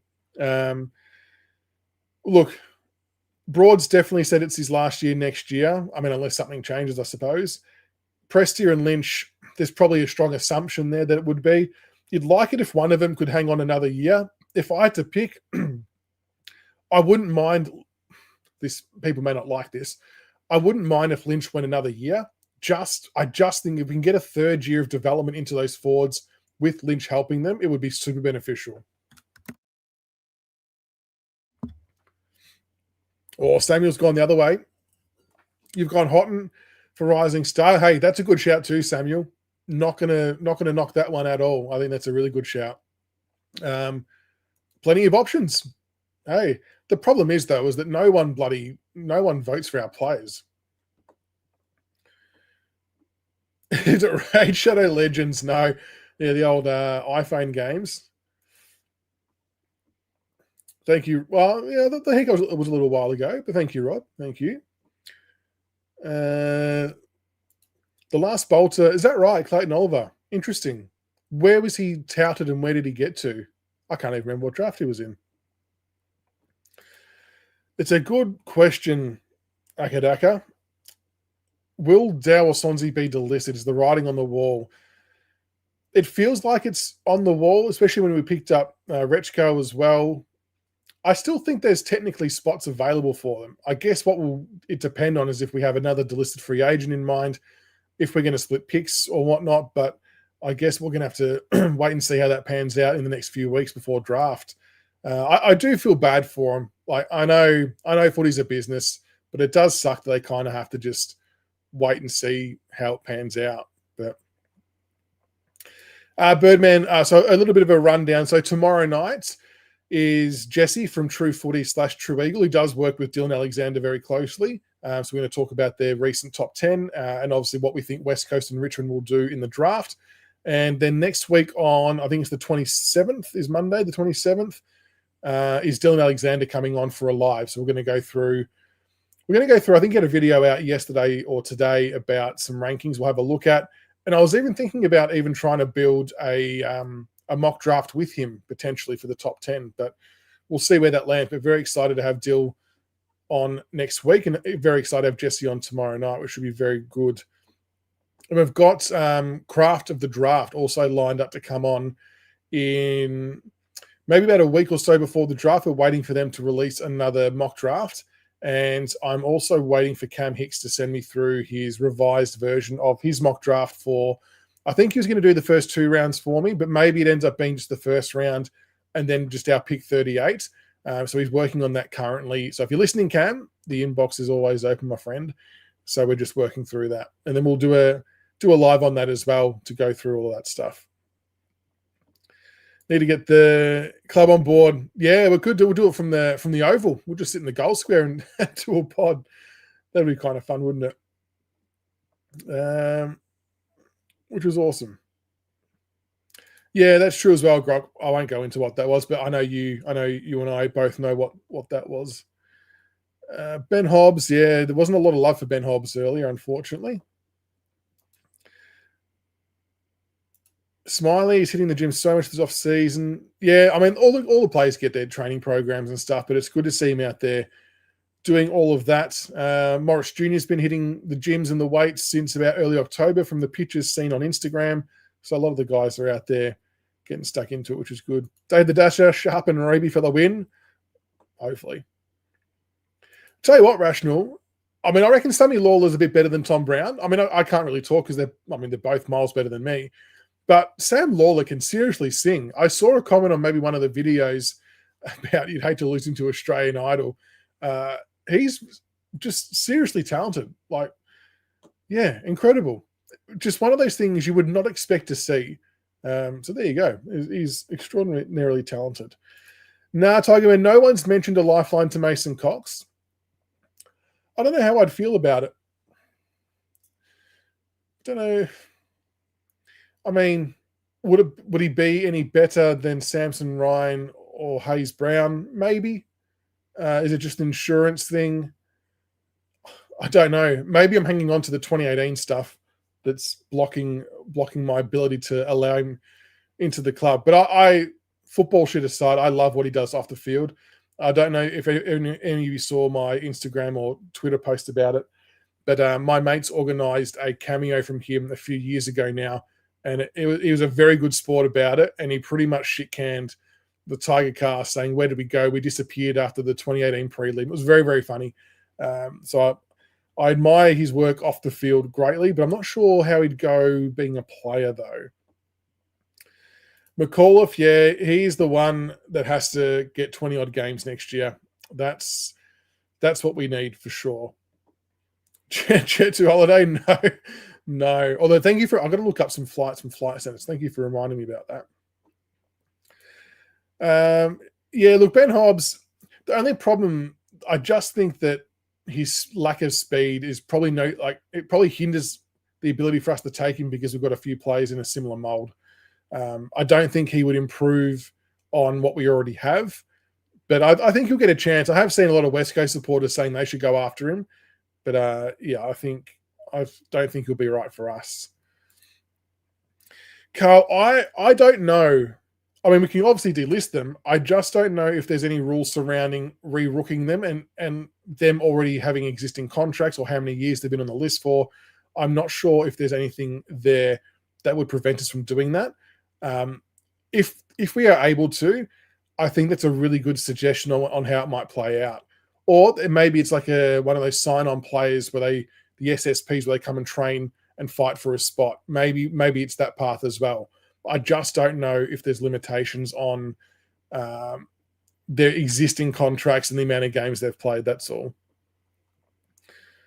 4 list spots at the moment. 1 category B rookie spots. Maybe, yeah, we could rookie a Ruckman, potentially. Okay, so Clary was top 15, and she ended up top 5. Right, okay. Yeah, interesting. Well, this is a good shout as well, Peter. Noah Bolter, distractions behind him. Big preseason, could be one of the best fullbacks in 2026. Almost like a new recruit. Look, will he be one of the best fullbacks in the comp? I don't know. But we definitely need him to be a better fullback than what he was last year. And I know there was a lot of shit going on for him. His fault. He has to own that. And I think he did. But now we need to see the Noah Bolter that we want and need to have out there because it's him and Miller. They're the key posts now. There's no Tyler Young anymore, who formed a good partnership with Miller. It's Bolter and Miller. They've got to run the show. They've got to make it work and have a tight defensive unit. And I feel like he owes us a bit. He owes us a big season in 2026. I'm not going to lie. So hopefully he hits the ground running, distraction-free and smashes it. Would love him to smash it. Harry Scott, maybe like a rookie chance. I don't know. We haven't got really the picks to take him unless we use 38 on him potentially. But is he worth 38? Could we get someone else at 38 and then rookie him? I suppose they're the questions the club have to weigh up. I know, John. It's a bit like that. It's a bit like that, actually. Yeah, Dutchy Buckley's assistant at Geelong was really left field. Really, really left field. It's very much, I think it's very much just maybe not a mandatory platform before he goes to Tasmania, but just his way of dipping his toe back in to get momentum before going to Tas. How the dynamic will be fascinating. So, I guess we'll all be watching to see how that one goes. How do you think we support Nate next year? I think there's going to have to be games widescreen where we do play a fifth ruck against teams who have two rucks themselves or a monster ruck. I've been on record as saying I thought Hayes Brown would have gotten a game late last year if he didn't get injured. Samson Ryan could still yet play a role in some way, shape, or form. I think we have to support it. And Sims will come back in as well at some stage, obviously. And Sims may be like that fifth person on the bench. Otherwise, yeah, it might be one of those other rucks. But to sort of answer your point, we do have to support him somehow. We cannot expect Nate to rank all but one game again in 2026 like he did this year. It was a phenomenal effort by him, but you could see he was just gassed by the end. And fair enough, too. We've got to be really, really careful with what we do with him. And maybe there's times where he doesn't get selected. Maybe there's times we don't send him on interstate games potentially to better manage him to get a couple of years out of him. So that could be something we look at doing. But that all comes down to how Samson Ryan, Sims, and Hayes Brown go. So the onus is kind of on them to force or to justify to the selection committee that they can handle the workload and take on the mantle. I'm still holding out a really small grain of hope for Samson Ryan because he's now into the sweet spot age where it should start clicking and he should be nailing it. But to be fair, we should have seen a bit more in the lead up to this point in time. But look, we can always dream. We can always dream. Cox is better than Ryan, has aggression. No to Cox, rather give OHB a go. I know it would tear us apart, Nature. It would tear us apart. Mr. Bad, Luke Bruce will be an absolute jet for us as a coach. Very, very good move. Very good move. Probably not for us, Greg Cam Guthrie. It doesn't really give us anything more than what Hopper, Taranto, and Presti offer, I don't think. If we were going to pick up another midfielder, I would rather go like a 23 to 26-year-old that can form part of a longer-term rotation. And if they're going to take minutes off one of these other kids, I'd rather it be a younger player doing so. Yeah, who's in the danger zone next year? I haven't put much thought into that, Birdman. It's a good question. Let me sit on that one and have a think about it. I think it's getting more difficult though. Like I feel like after last year or the year before, that it's not as obvious as it used to be. And that's because I think that we're bringing in more talented kids who are all performing at a really good level. So that's a good thing. But then that just means some hard calls get made. Yeah, maybe it's like it breaks the curse heels. It's like it comes full circle and it cleanses everybody. I'm with you, Nick. I reckon he will too. I reckon Hayes Brown will play senior footy this year. He had a really impressive season. I think he was good. Dan, you'd rather draft me? I can't run. I'd be no good. I can kick a goal, though. I might have to go and do some goal kicking videos again shortly with the kids. Well, it's a big call, Noah. If Gibcus stays injury-free, you think he can be an AA lock next year? That'd be nice, wouldn't it? I mean, I'm not sure whether he's going to have that full confidence in himself yet. If he can get it, though, Jesus, it'd be huge. That'd be very, very good. And I guess with Blight going, Cozzy going, and Tyler Young going, the club's definitely showing a lot of faith in Gibcus and showing a lot of confidence in him. And I guess that comes down to the fact he got through the back half of the year fine. Obviously played that last game and got through fine. So maybe that's the vote of confidence he needs to start believing in himself more again. I don't know. But if he gets back to what we drafted him for potential-wise, huge win. Huge win. Yeah, maybe Harry Scott to pick 81. That's a good shout. Someone's going to nab him, I think. Phoenix, you like Hayes Brown as well. Or Jones Racing. Armstrong, Houghton, Smiley, Elgar, all eligible for Rising Star next year. Who wins from that group? I think it comes from the middle two. I think it comes from Houghton or Smiley. And I know it sounds weird because Smiley hasn't set foot on an AFL field yet, but you can just see the talent that he's got, the determination he's got right now. I think he's about to rip shit apart, to be totally honest. But we also know that Taj Houghton is an absolute freak. So I can see either one of them winning it with these. I don't know which one I would. If I had to pick one, I'll go Houghton because he's had the exposure already. There you go. If I had to pick one. At 38, Samuel, my absolute dream ideal scenario is if Harley Barker gets to that eventual pick 33, whatever it turns out being. Bit of a long shot. Fred Rodriguez could be one that surprises that gets there. Maybe he gets taken later in the 20s, but he might get there. Swaddle from WA as well is another one who could be there. Jack Dalton could be there after a really good combine showing. Thurgold from South Australia as a defender could be a good shout as well. There'll be some handy players there.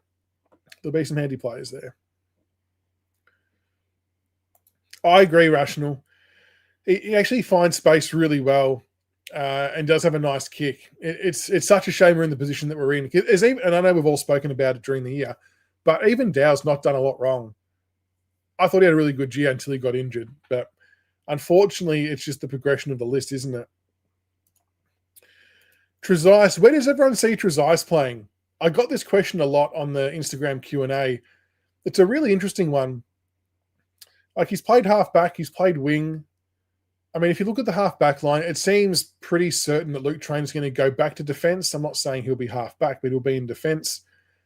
It seems like Rechko will be on a wing, possibly. Hugo Ralsmith on a wing is almost a certainty, I would say. So maybe Trezise is battling Rechko for the wing spot. But Trezise could also go half-back alongside Sam Banks, I feel, if Jaden Short was redeployed somewhere else. But I'm not sure if the club's going to look to do that. But I'm keen to hear what everyone else thinks that Trezise could play. I don't reckon they will, Sharon, give out the number 4 this year. I actually wouldn't be against no changes in numbers. And look, numbers don't mean a hell of a lot to me. I don't get too attached to that. But the only player that I think may ask for one is Sam Banks, might ask for a change. Like, I really like the 44 and Seth Campbell. I really like Lawler with the 22. I don't know. I just don't think they'll hand it out. It just doesn't seem the right time. But they are just numbers. So if they do, they do. It is what it is. Here he is. How are you, Slowy? Welcome, mate.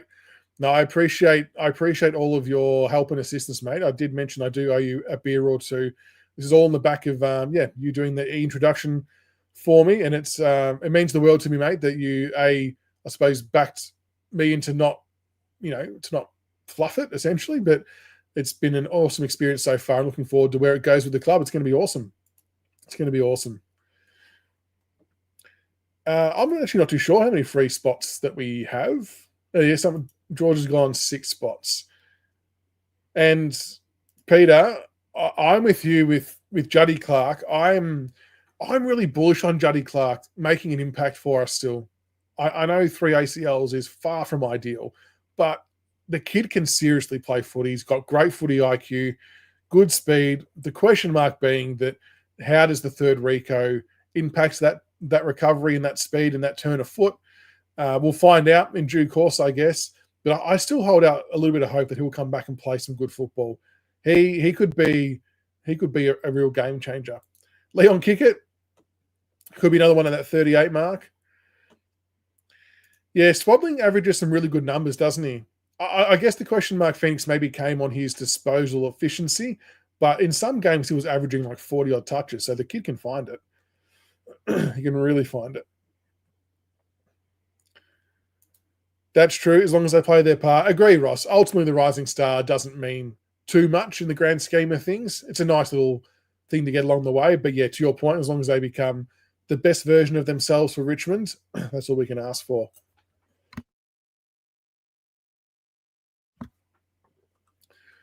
Darcy Wilson. Yeah, there's a few people flagging that we should have had a crack at him this year. I'm not sure if we did or not, but it's a good shout name-wise. I don't mind that.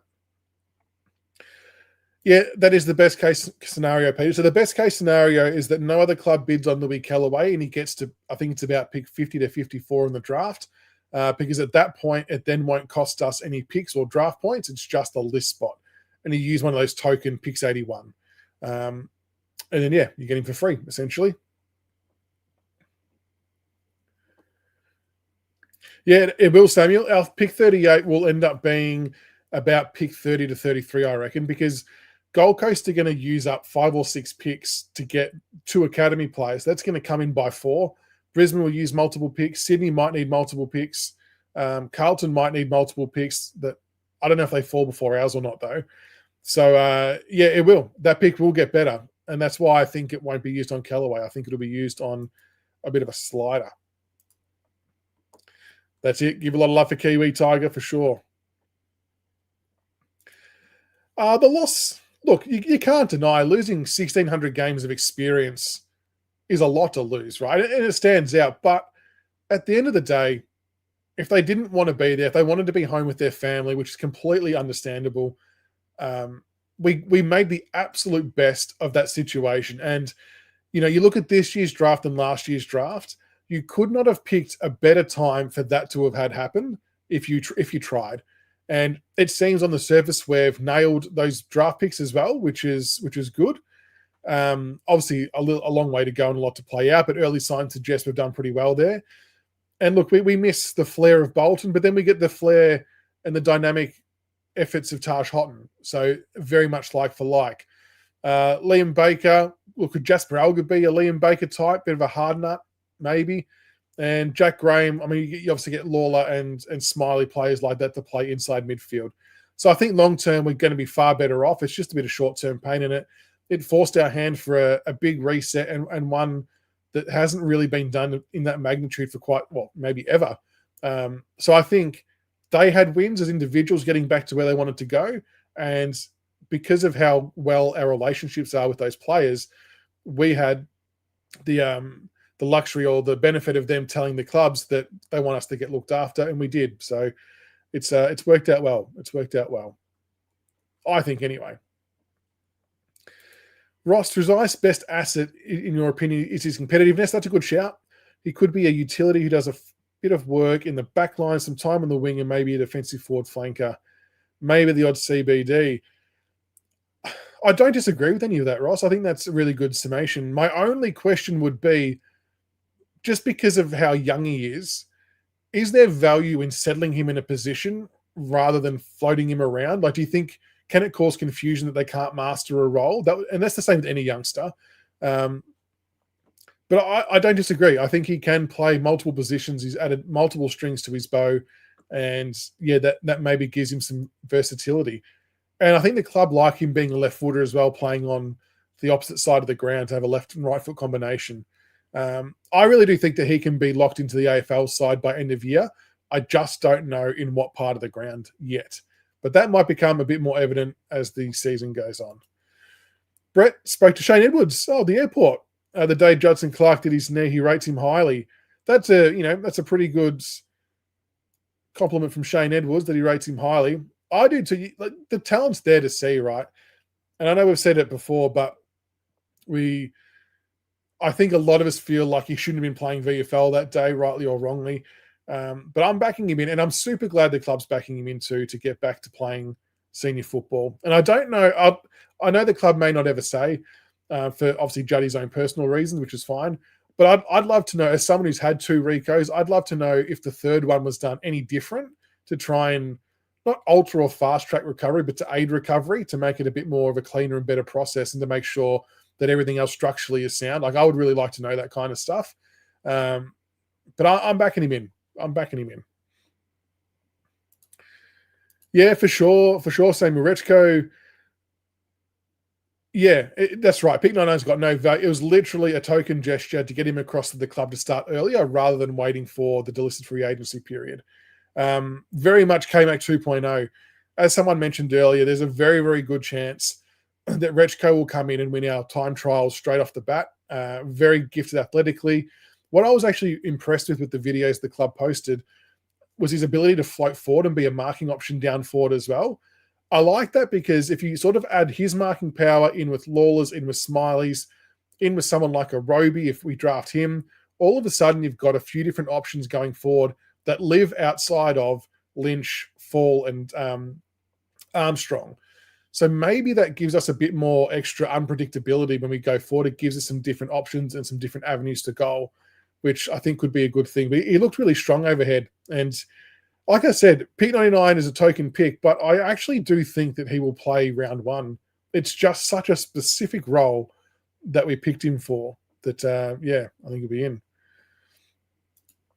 Yeah, I didn't think we would. And I guess that comes down to Blair Hartley, a month or two ago, saying that the talks of them going home for Bolton and Baker in particular had happened for quite a few years, so that they knew this was coming. So I can see why we did that, and we benefit from it. So it all worked out well. Peter, I agree. Campbell Gray, look, I guess the comparison now is always going to be between Campbell Gray and Tyler Young because we traded Young. We've backed in Gray. I really liked him at AFL level when he played his games. Didn't look out of place at all. And he's another one who can actually play forward as well. I only say that because he was recruited as a forward from Essendon, so we can pull that lever if we feel the need to for whatever reason. But I really like Campbell Gray. I think he's going to have a good year. How's that? I don't know a lot about Hunter Holmes, but if he can run like his brother, all for it, because Max Holmes is an elite runner. But there will be, you're right, there will be quite a few players that will be there at 38 for sure. I think there's always a slider or two. There'll be someone of good quality there that we can take. I think so. Welcome, Anthony. Hope you're doing well, mate.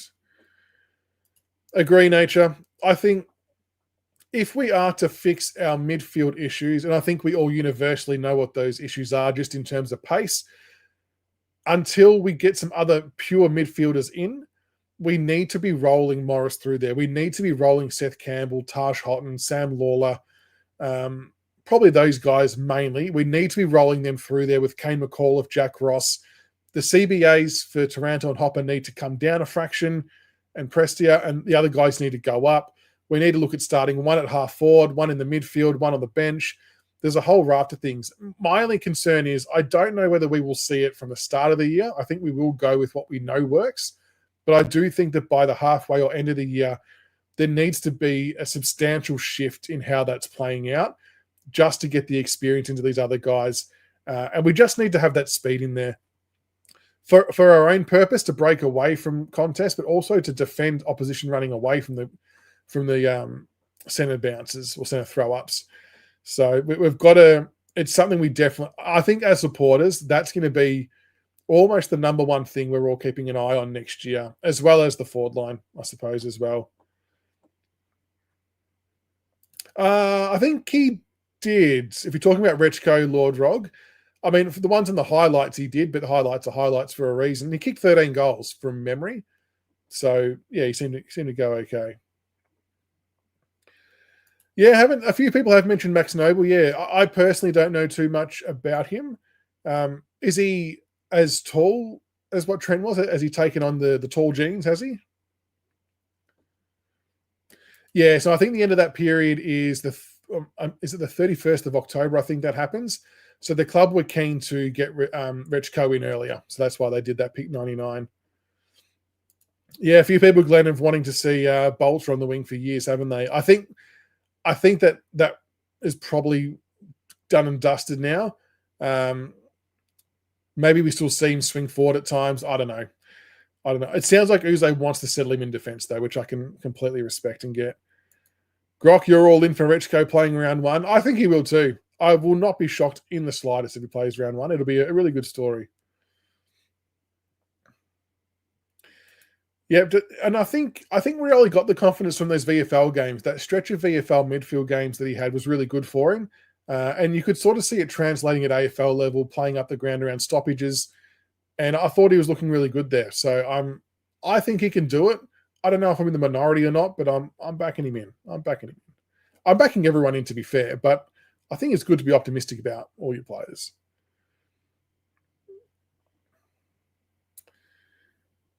Oh, there you go. Hunter Holmes is just like Max, maybe quicker. Jesus. That's worth a look then. I believe they had him playing on a wing in VFL. But like Geelong is in their senior side, it's just so hard to break into that team that they just couldn't fit him in, which is fair enough. But I think his best attribute is his tank, his running ability. So very similar to what Camden McIntosh was doing for us, the ability to run up and down the ground all day. He'd often run like laps and laps and laps of the ground as a warm-up. So just one of those genuine athletes. Was good at athletics as well in his younger years. So he's got that kind of background too. So that's where his strength lies, I believe. Yeah, look, it doesn't bode well. I mean, I look at was it Daniel Menzel who came back from 4 knee reconstructions? He still played some okay footy at a high level. I'm kind of hoping that Juddy can be that real good feel-good story, because if he can get it together and his body can allow him to do it, he'll be a great player for us. Yeah, so I think essentially by trading for Rechko, if he had have gone as a delisted free agent, I believe it means that anytime they run out of contract, they're automatically a delisted free agent, something to that extent. I might have got that a little bit wrong, but that's why we wanted to sign him, I believe. Wow, no ball, 206 centimeters. Interesting. I mean, we need to address the issue at some point. So, John, you reckon Seth will get the most midfield time from the younger players? I hope so. I really do feel like it's a natural progression for him to get more time in there. And I know a lot of people will argue that he's not necessarily a pure midfielder, but maybe he can turn into one. And I just think in general, we as a team will be better off if Seth Campbell can touch the ball 20 to 25 times rather than if he touches it 8 to 12 times, which is kind of what he was doing as a half forward. Yes, they were impactful possessions, but I think we're better off with him getting it more times. Same with Morris.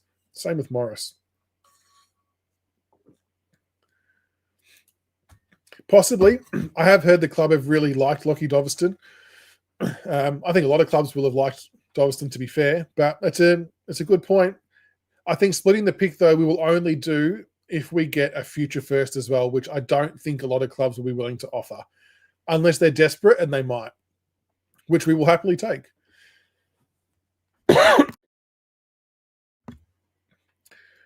Yeah, Peter, spot on. Bolter versus the Suns is what we want to see. He was great that game. Completely agree. I think he was picked, in the rookie draft at pick 20. It would have been the rookie draft. I think he went to the Cats as. Yeah, Fawcett is another one who can play a role as well. Interesting to see how he goes this year. I'm with you, Big Cole. I think a lot of people are with you, to be fair, Cole, that in 3 years' time, after all these draftees have played 60, 70 games, and then Seth Campbell's and Trezizes and Browns and Banks, they're all at like your 100, 125 game mark. It's going to be really exciting to see how it all looks and what the dynamic looks like. It's going to be exciting. There's going to be a little bit of short-term pain. We're going to have a couple of lower finishes maybe this year and next year.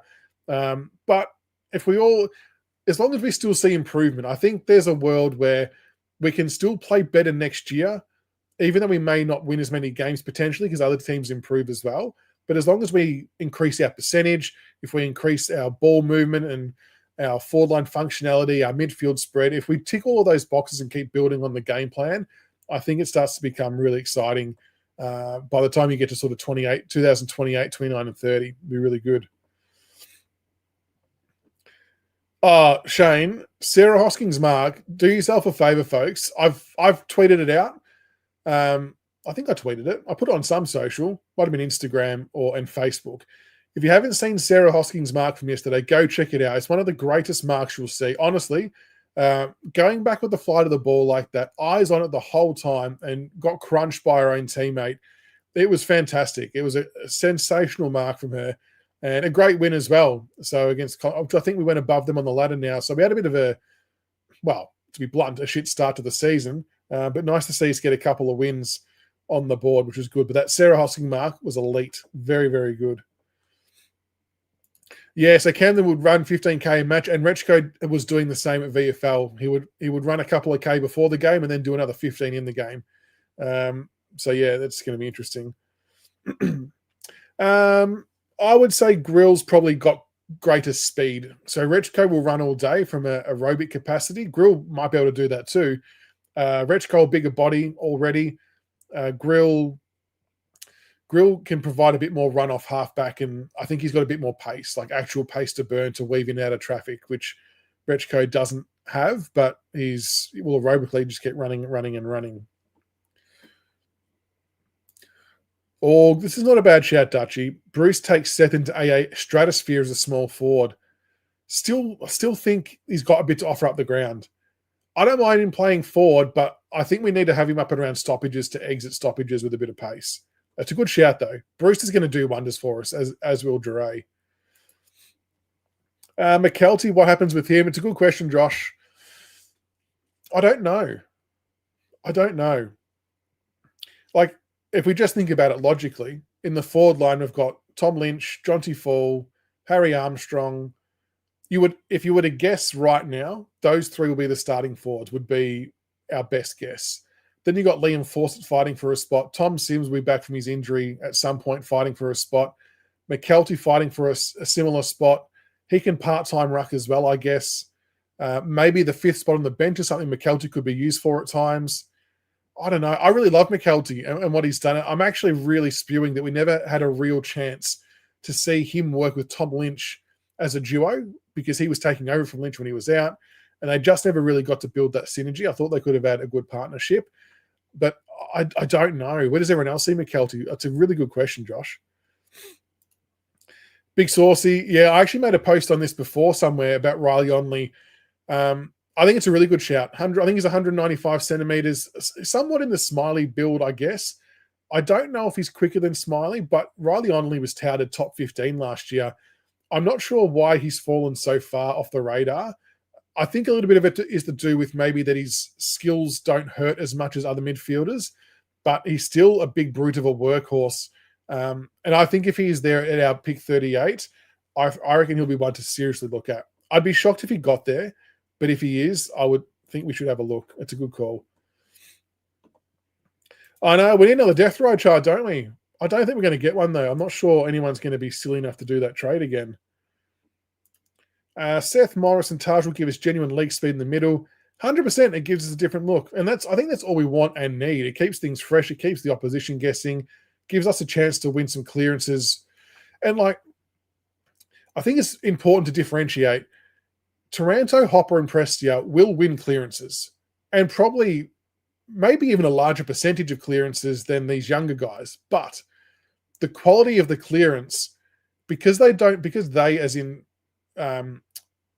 Taranto, Hopper, Prestia, because they don't have that breakneck speed away from stoppage, we often see that kick forward is just a dump kick inside 50, which sometimes will work with the 666. Sometimes it pans out okay. But if Seth, Morris, or Taj get on the end of some center clearances, they have the speed to break away from the center clearance to actually hit up a leading forward inside 50. That's the quality of clearance that we need this year. And it won't happen all the time, but we need that in our game because that's exactly what opposition do to us. And the Presties, Taranto, and Hoppers of the world can't catch or go with those opposition players who do that. And it's a huge difference in our ability to score. And that's why those young guys need to have their time in there. I can really agree. Do we have, too early to tell, do we think we have a superstar forward with the three forwards we took last year? I think Fall and Armstrong are both going to be very good. I've got no hesitations on either of them. I know Cadman would be nice to have across as a fielder need right now, but I think both of those guys, Fall and Armstrong, will be very, very good forwards for a long, long time. They're both different players to each other, and they're going to cause some serious headaches for opposition, I reckon. Will Ralph Smith struggle to get a game in 2026? No, I reckon he's got a wing spot locked up at the moment. That's his.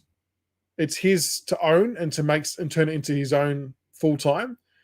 But yeah, there could be players snapping at his heels, put it that way. But I think he will be first in line for a wing spot. I think it's worth having his raw pace in there. I think that adds value. He does. The chemistry was bad, and I think that a lot of that was due to the inexperience, the chopping and changing. Hopefully, we get a bit more layers to the game plan, and obviously Bruce, hopefully can do his thing too. Yeah, Lafau. I mean, look, there's no bad ideas. Lafau could attend CBAs. I saw him attend stoppages in the VFL and smash people, so that was good. Yeah, his ball use hasn't been great, but I think he'll be one that's looked at if he's there at our pick.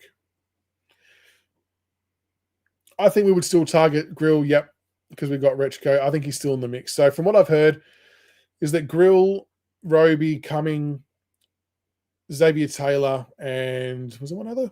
Was it Sharp? Names that are hot on our list. They'll be hot on a lot of people's list. I wouldn't be against getting Grill still. Absolutely. Yeah, look, he had his colours lower, didn't he, Matt, against that Essendon debutant whose name escapes me, getting outmarked twice in the goal square. But it's a learning. Like Hugo's still he's really young as well. And I think with Hugo, we sometimes have to take the good with the bad at the moment, but we just need him to bridge that gap between the inconsistency side of things. He'll get there though, hopefully. I love his willingness to back himself to take the game on with his speed. I think that's actually really important for breaking zones apart and trying to pierce through it. And we don't have many players who are willing to do that like what Hugo is. So on that basis, I'm kind of prepared to cop some of the deficiencies to get that as the gain. Angus Clark, thank you, folks. Thank you, folks. Zach's keen on Duff, Tytler, and Roby. You think they're the best picks? Yeah, Jet Dalitz at pick 38. 90, is that right? 98% disposal efficiency in the 18s. That's crazy. He was, every time I was watching games, he was always up there with Louis for disposals.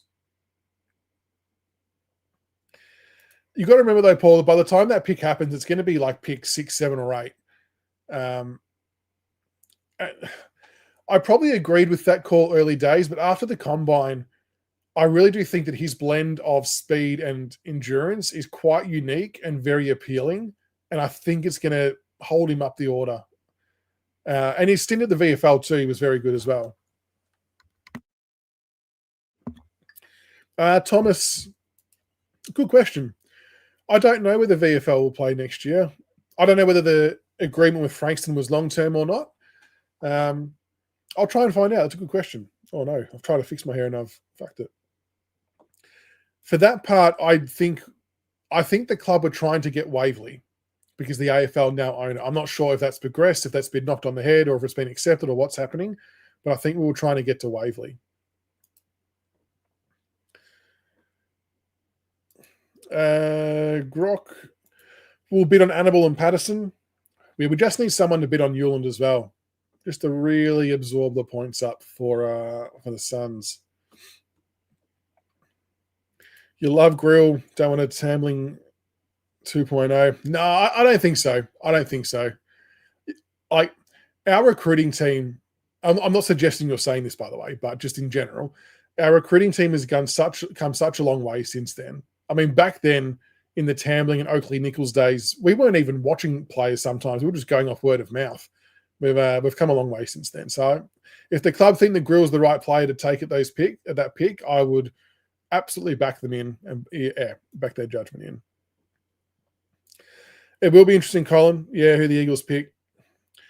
Look, I think we've got the pace internally to put into the midfield, but I agree we need midfielders, and that's why I really like Cumming, because he does have pace.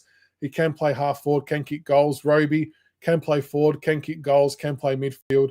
Doesn't have the same pace as Cumming, but is a brutal player. Can tackle and can tackle to hurt. Dyson Sharp's the other one who'll be interesting if he's there at our pick. But then we might take a Xavier Taylor to replace Floston in a few years. So there's a few different options. And for what it's worth, Cal Toomey has said multiple times that he feels like we'll take Xavier Taylor, which is really interesting. Really, really interesting. Speed endurance. Yeah, I think a lot of clubs would weight that higher, wouldn't they?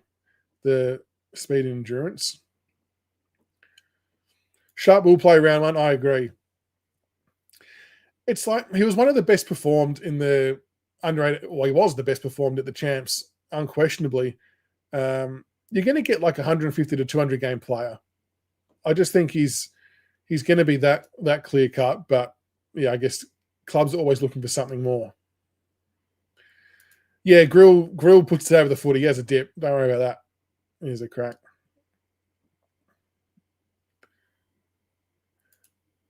Oh, Lachlan wants him. Why are we pissed losing pick 2? What do you mean, Lord? What do you mean? Bidman? Yeah, Bidman is back, Brett. Bidman is back.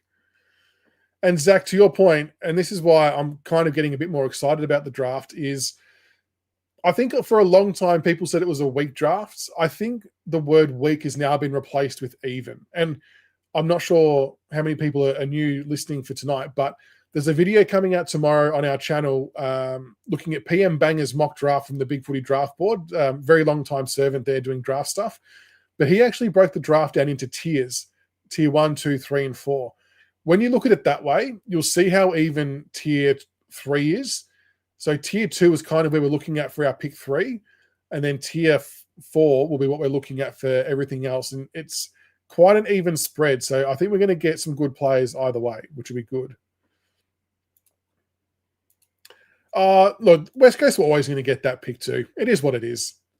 It is. Not much we could do about it. Zach, I think we will only split our pick if we get a huge offer. And by huge offer, I think it has to absolutely include a future first, which clubs won't want to do, but I think that's how much we would value it.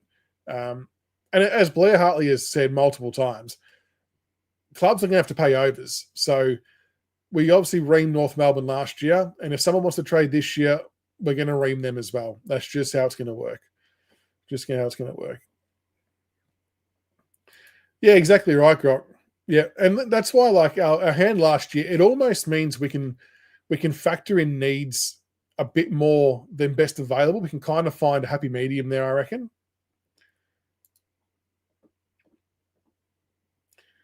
Hopefully you can, Nathan. I would love to see Blossom play for another 3 years. I don't know if that's wishful thinking or not, but I think we need him to play for 2 or 3 more years. So that should be enough to get him there, surely.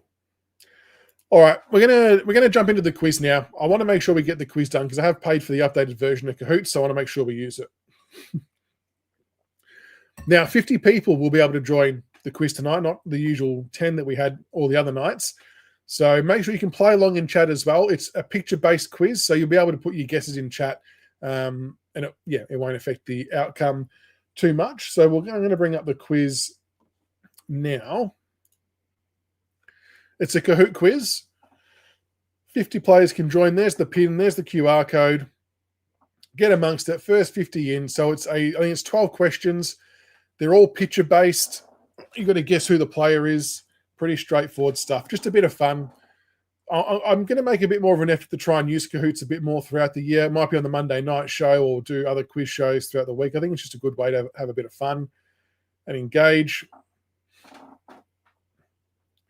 So you can scan the QR code or you can go to Kahoot and type in the pin. We'll get the quiz going.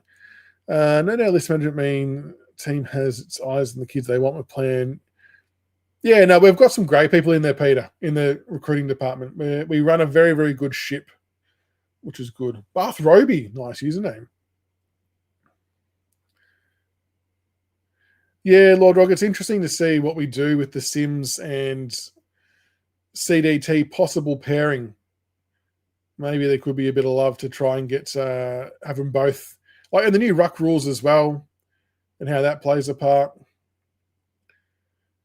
I'm not sure, Paul. I don't know if I've done one since. I know if Grok plays, he's pretty good on the quiz. I need to be mindful there to make things a little bit more difficult. 8 players so far. We'll leave it open. We'll try and get it. We'll try and get at least 30 people in. Easy to play, a bit of fun. But yeah, so we Grok's in. Which one are you, Grok? But yes, we will be doing a live show on draft night as well. So, it's a Bath Roby. Nice. There we go.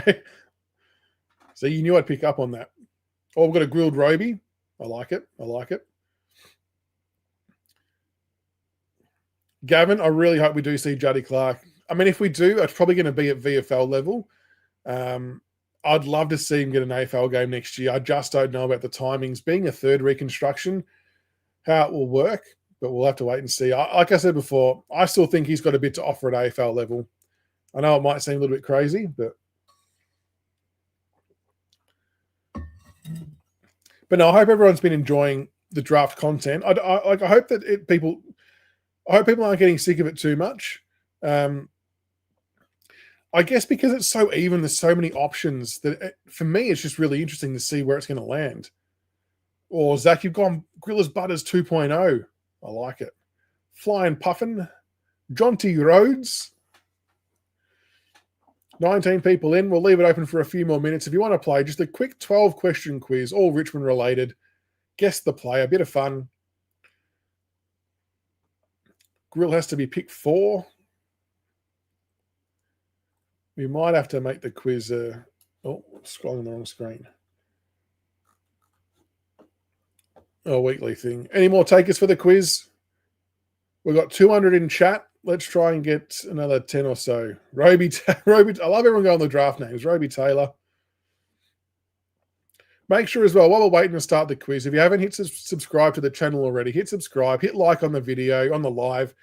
It really helps the algorithm. If we can get like 100 likes on the live, it should push it out massively. And we're very much closing in on 4,000 subs. I think we needed about 40 odd last time I looked. I'm not sure if that's changed a bit since tonight, but we are closing in on it.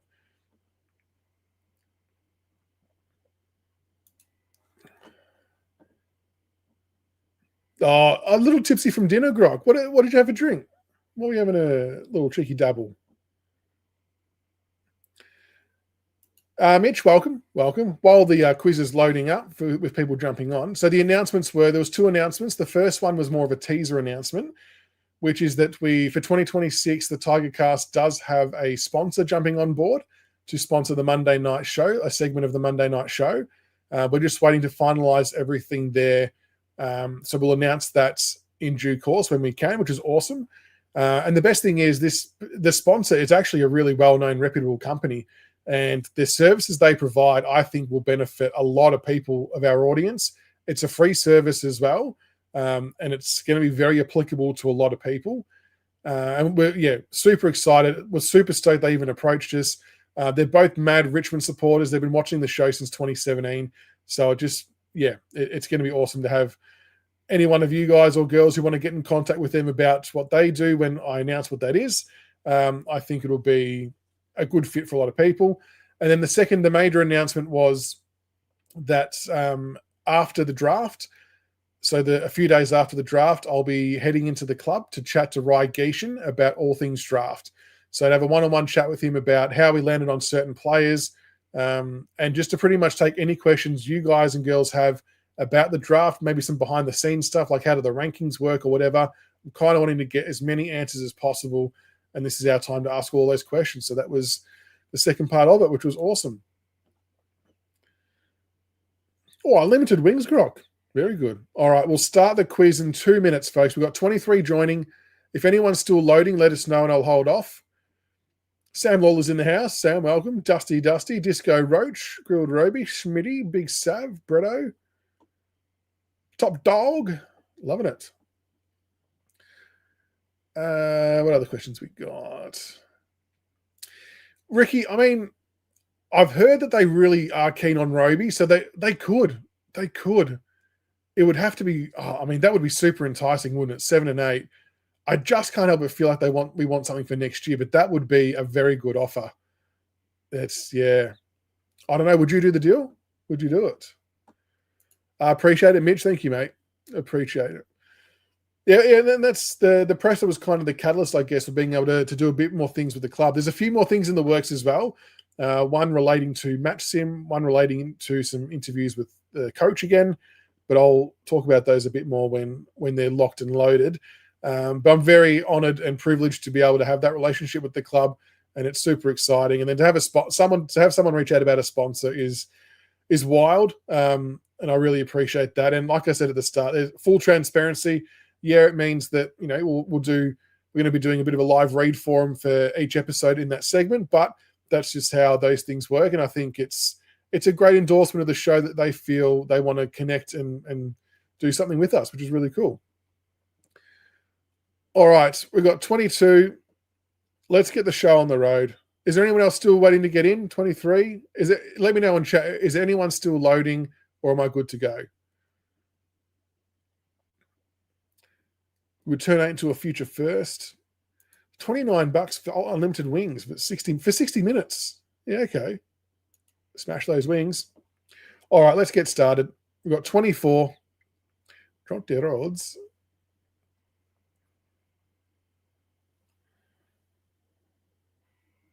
Sharp as Cochin, Ricky. All right, let's go. This will be the first of many quizzes. I really hope I've set this up correctly. Otherwise, it's going to look real fucking stupid if I haven't. It's pretty simple. Who is this tiger? Who is the tiger behind the picture? The quicker you answer, the more points you get. But do you want to wait to see a bit more of the clue? Who's the tiger? It is Silk Corey Ellis. 17 correct with Corey Ellis. What a player he was. Just one of those guys. Everyone will remember that laser pass he did to Brett Delidio, I'm sure. Just unfortunately, didn't piece the rest of it together, but went to the feeder club up at the Gold Coast. Zach leading the way. Round 2. So these are all the same type of things, all photo-related questions. Who's the tiger?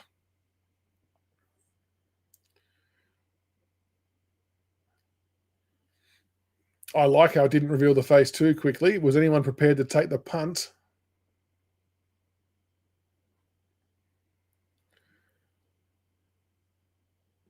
Or if you went early, it was Mark Coughlin, one of the players who cruelly cut down by injury.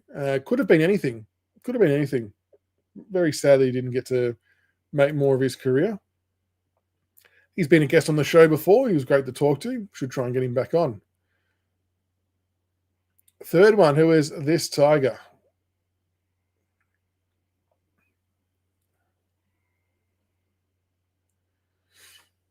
This one might test a few people.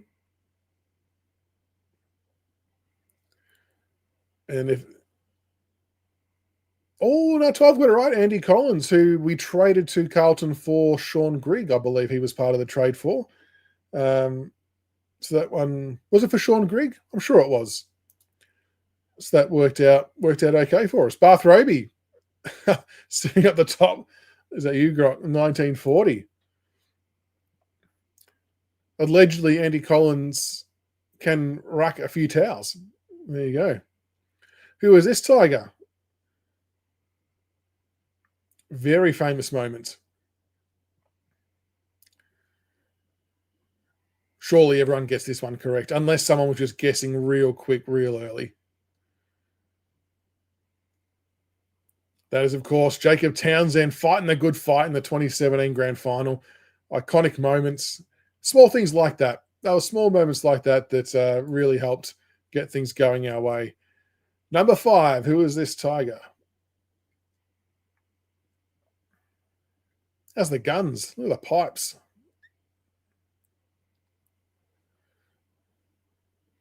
Well, that might have revealed who it could be. That was a good tackle, Lordrog. That is, of course, young Harry Armstrong. Oh, I'm glad that some people went rants. I thought I might be able to trick people with that one. Harry Armstrong. Shane's on fire at the moment. Flip has taken the lead. Who is this tiger? Oh, no, Grog got it wrong. Went early.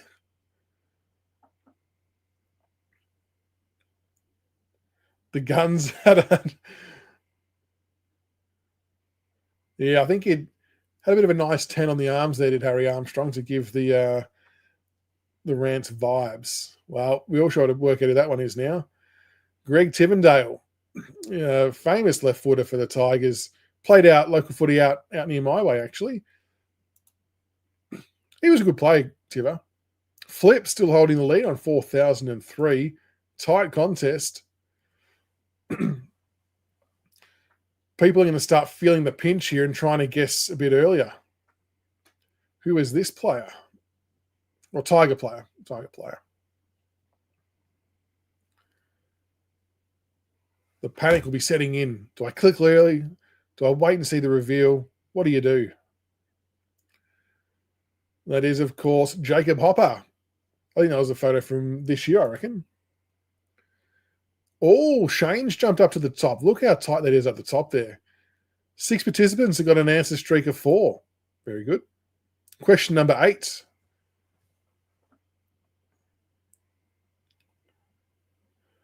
Ricky dropped out. My phone is just picking. What? Picking random players? What's it doing? What was it picking random players for? Oh, that one's probably relatively easy. Josh Caddy. That was what a recruit he was. The timing to get him across during that point in time in our football journey was very, very good. I know he wanted to play midfield, but that third tall role was very good. Who is this Tiger player?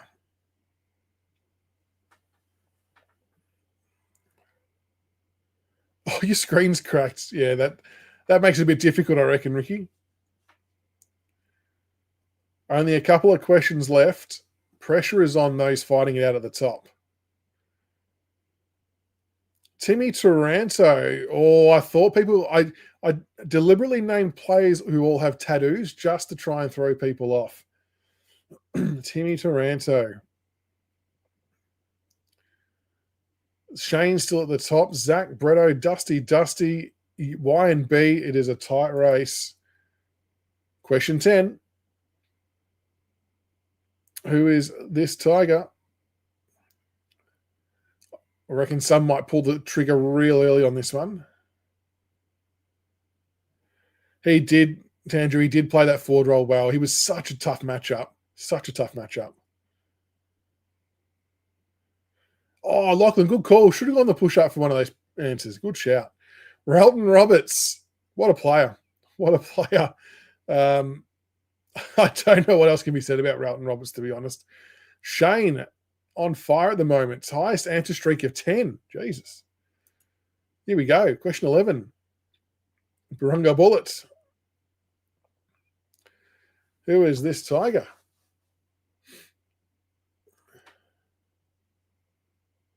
Oh, I hope it doesn't reveal the face just yet. Hold off a little bit longer.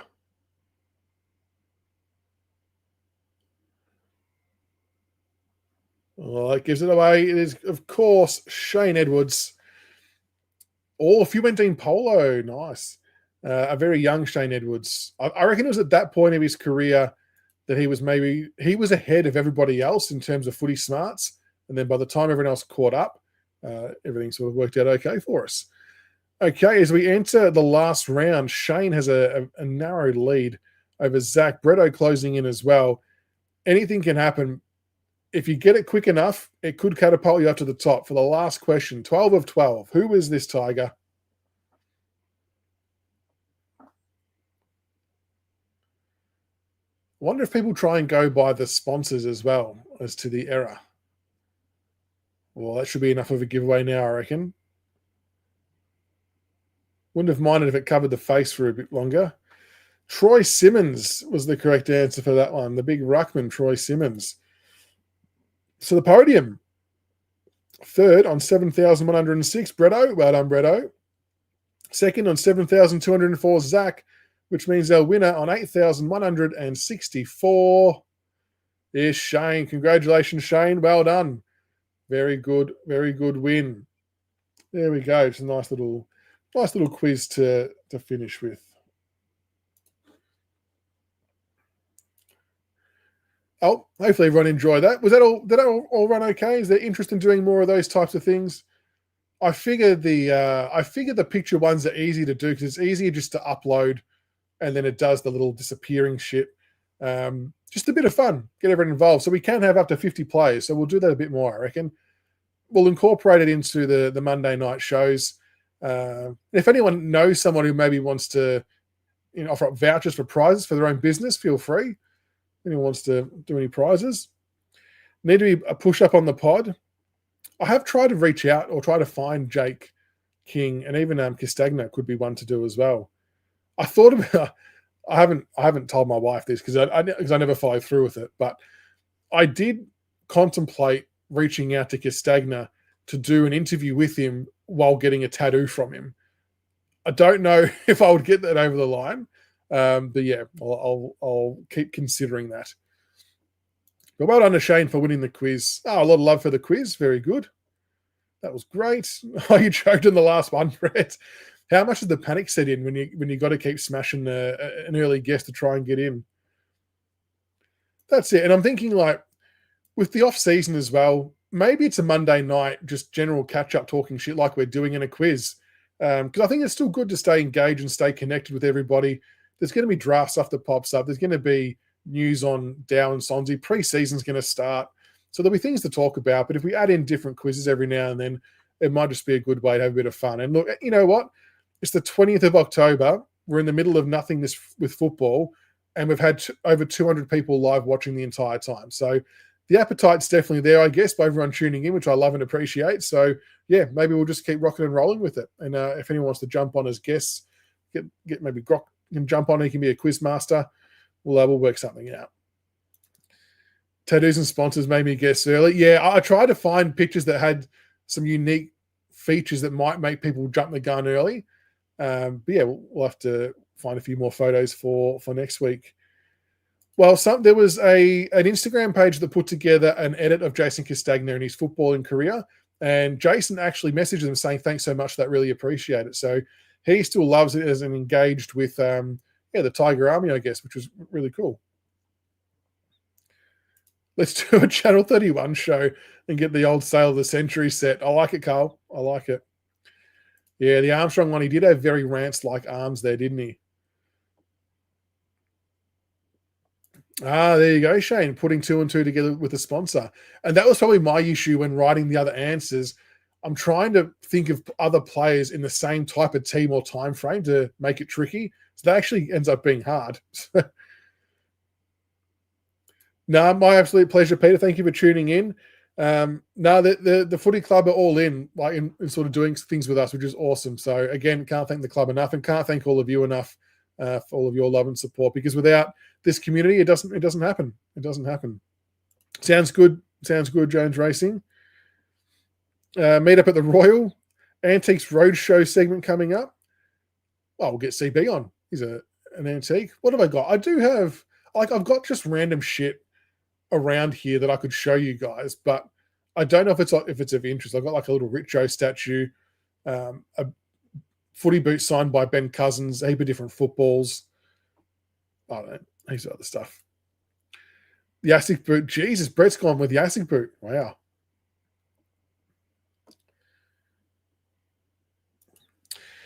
I think I haven't heard much about where would we stand on our picks in the 2027 draft. It's a good question. It's a good question. I haven't heard much on that either, to be fair, Ricky. You would have to guess that it's a really difficult one to trade in or out of because of the compromised Tasmania piece. It would be interesting to know what the plan is. And that could be a question that we ask Ry Geeshan when we're in there. So what we'll do as well, guys, we'll do a specific show sometime in the near future in regards to sending through your questions for Ry Geeshan. That way I can collate them all on the spot and we can write them all down and take them all in. So think of any questions you want asked of Ry Geeshan about the draft, behind the scenes stuff, how did we do X, Y, and Z, all that type of stuff. I want to try and steer away from the generic answers and topics that they talk about. I want to try and get a bit more deeper and left field. So if you've got any doozy questions like that, save them for the next show and we'll get them all written down. Tiggs is out and about. I guess we didn't do another further trade update because he just didn't have new news on it. So for those who had heard him earlier, he had said all along that he was still confident we were going to get 2 new names in. He didn't say or didn't know who, but just that he had strong feelings that we're going to get 2 players in. Then, we ended up getting Patrick in with pick 99. And I'm not sure who else will come in as a listed free agent if anything happens there. But there was just nothing else to report. So we don't really believe in jumping on and just making up names or making up shit. That's just not what he does. So there's been plenty of times where we've planned to do a show and we've had to pull the pin because there was nothing of value to add. But I feel like next year will be when we start to hear a bit more in that space, just with hopefully how active we become in trade week. 2020. I know it's confusing. It's confusing. But that's a wrap for tonight. Thank you so much for everybody's love and support. Thank you for all the kind words and well wishes in relations to the sponsorship, I suppose, teaser announcement. So as soon as I can officially launch that and announce that, I will. And like I said, I'm sure there'll be a lot of you out there that can use this service. It's going to be awesome. And thank you again for the love and support on the adventures with Richmond Football Club. And thank you again to the Richmond Football Club for the opportunity to come in and speak to Rye and all the other projects that we're working on. It's exciting where it's going. And as I said, you might see some other content out there with me on it with the Footy Fan Network. Make sure you get around that too. There's plenty of cool stuff happening in that space. And hopefully it's going to be a big year. And we'll just keep bringing draft videos and we'll do these Monday night catch-ups and quizzes just to keep the momentum going and to keep the conversations happening because you all seem to enjoy it. So, and I love that. So have a wonderful night, everybody. And keep an eye for the video tomorrow, 9 o'clock in the morning. PM Bangers power rankings, but they're tiered. Keep an eye out for that. Tomorrow night, 8:30 p.m., Jesse from True Footy / True Eagle will be joining me to talk about draft stuff. Next week, on Monday the 27th, Dylan Alexander will be joining to talk about draft stuff. So plenty happening in that space in the lead up. So keep an eye out for it all. And until next time, go Tigers.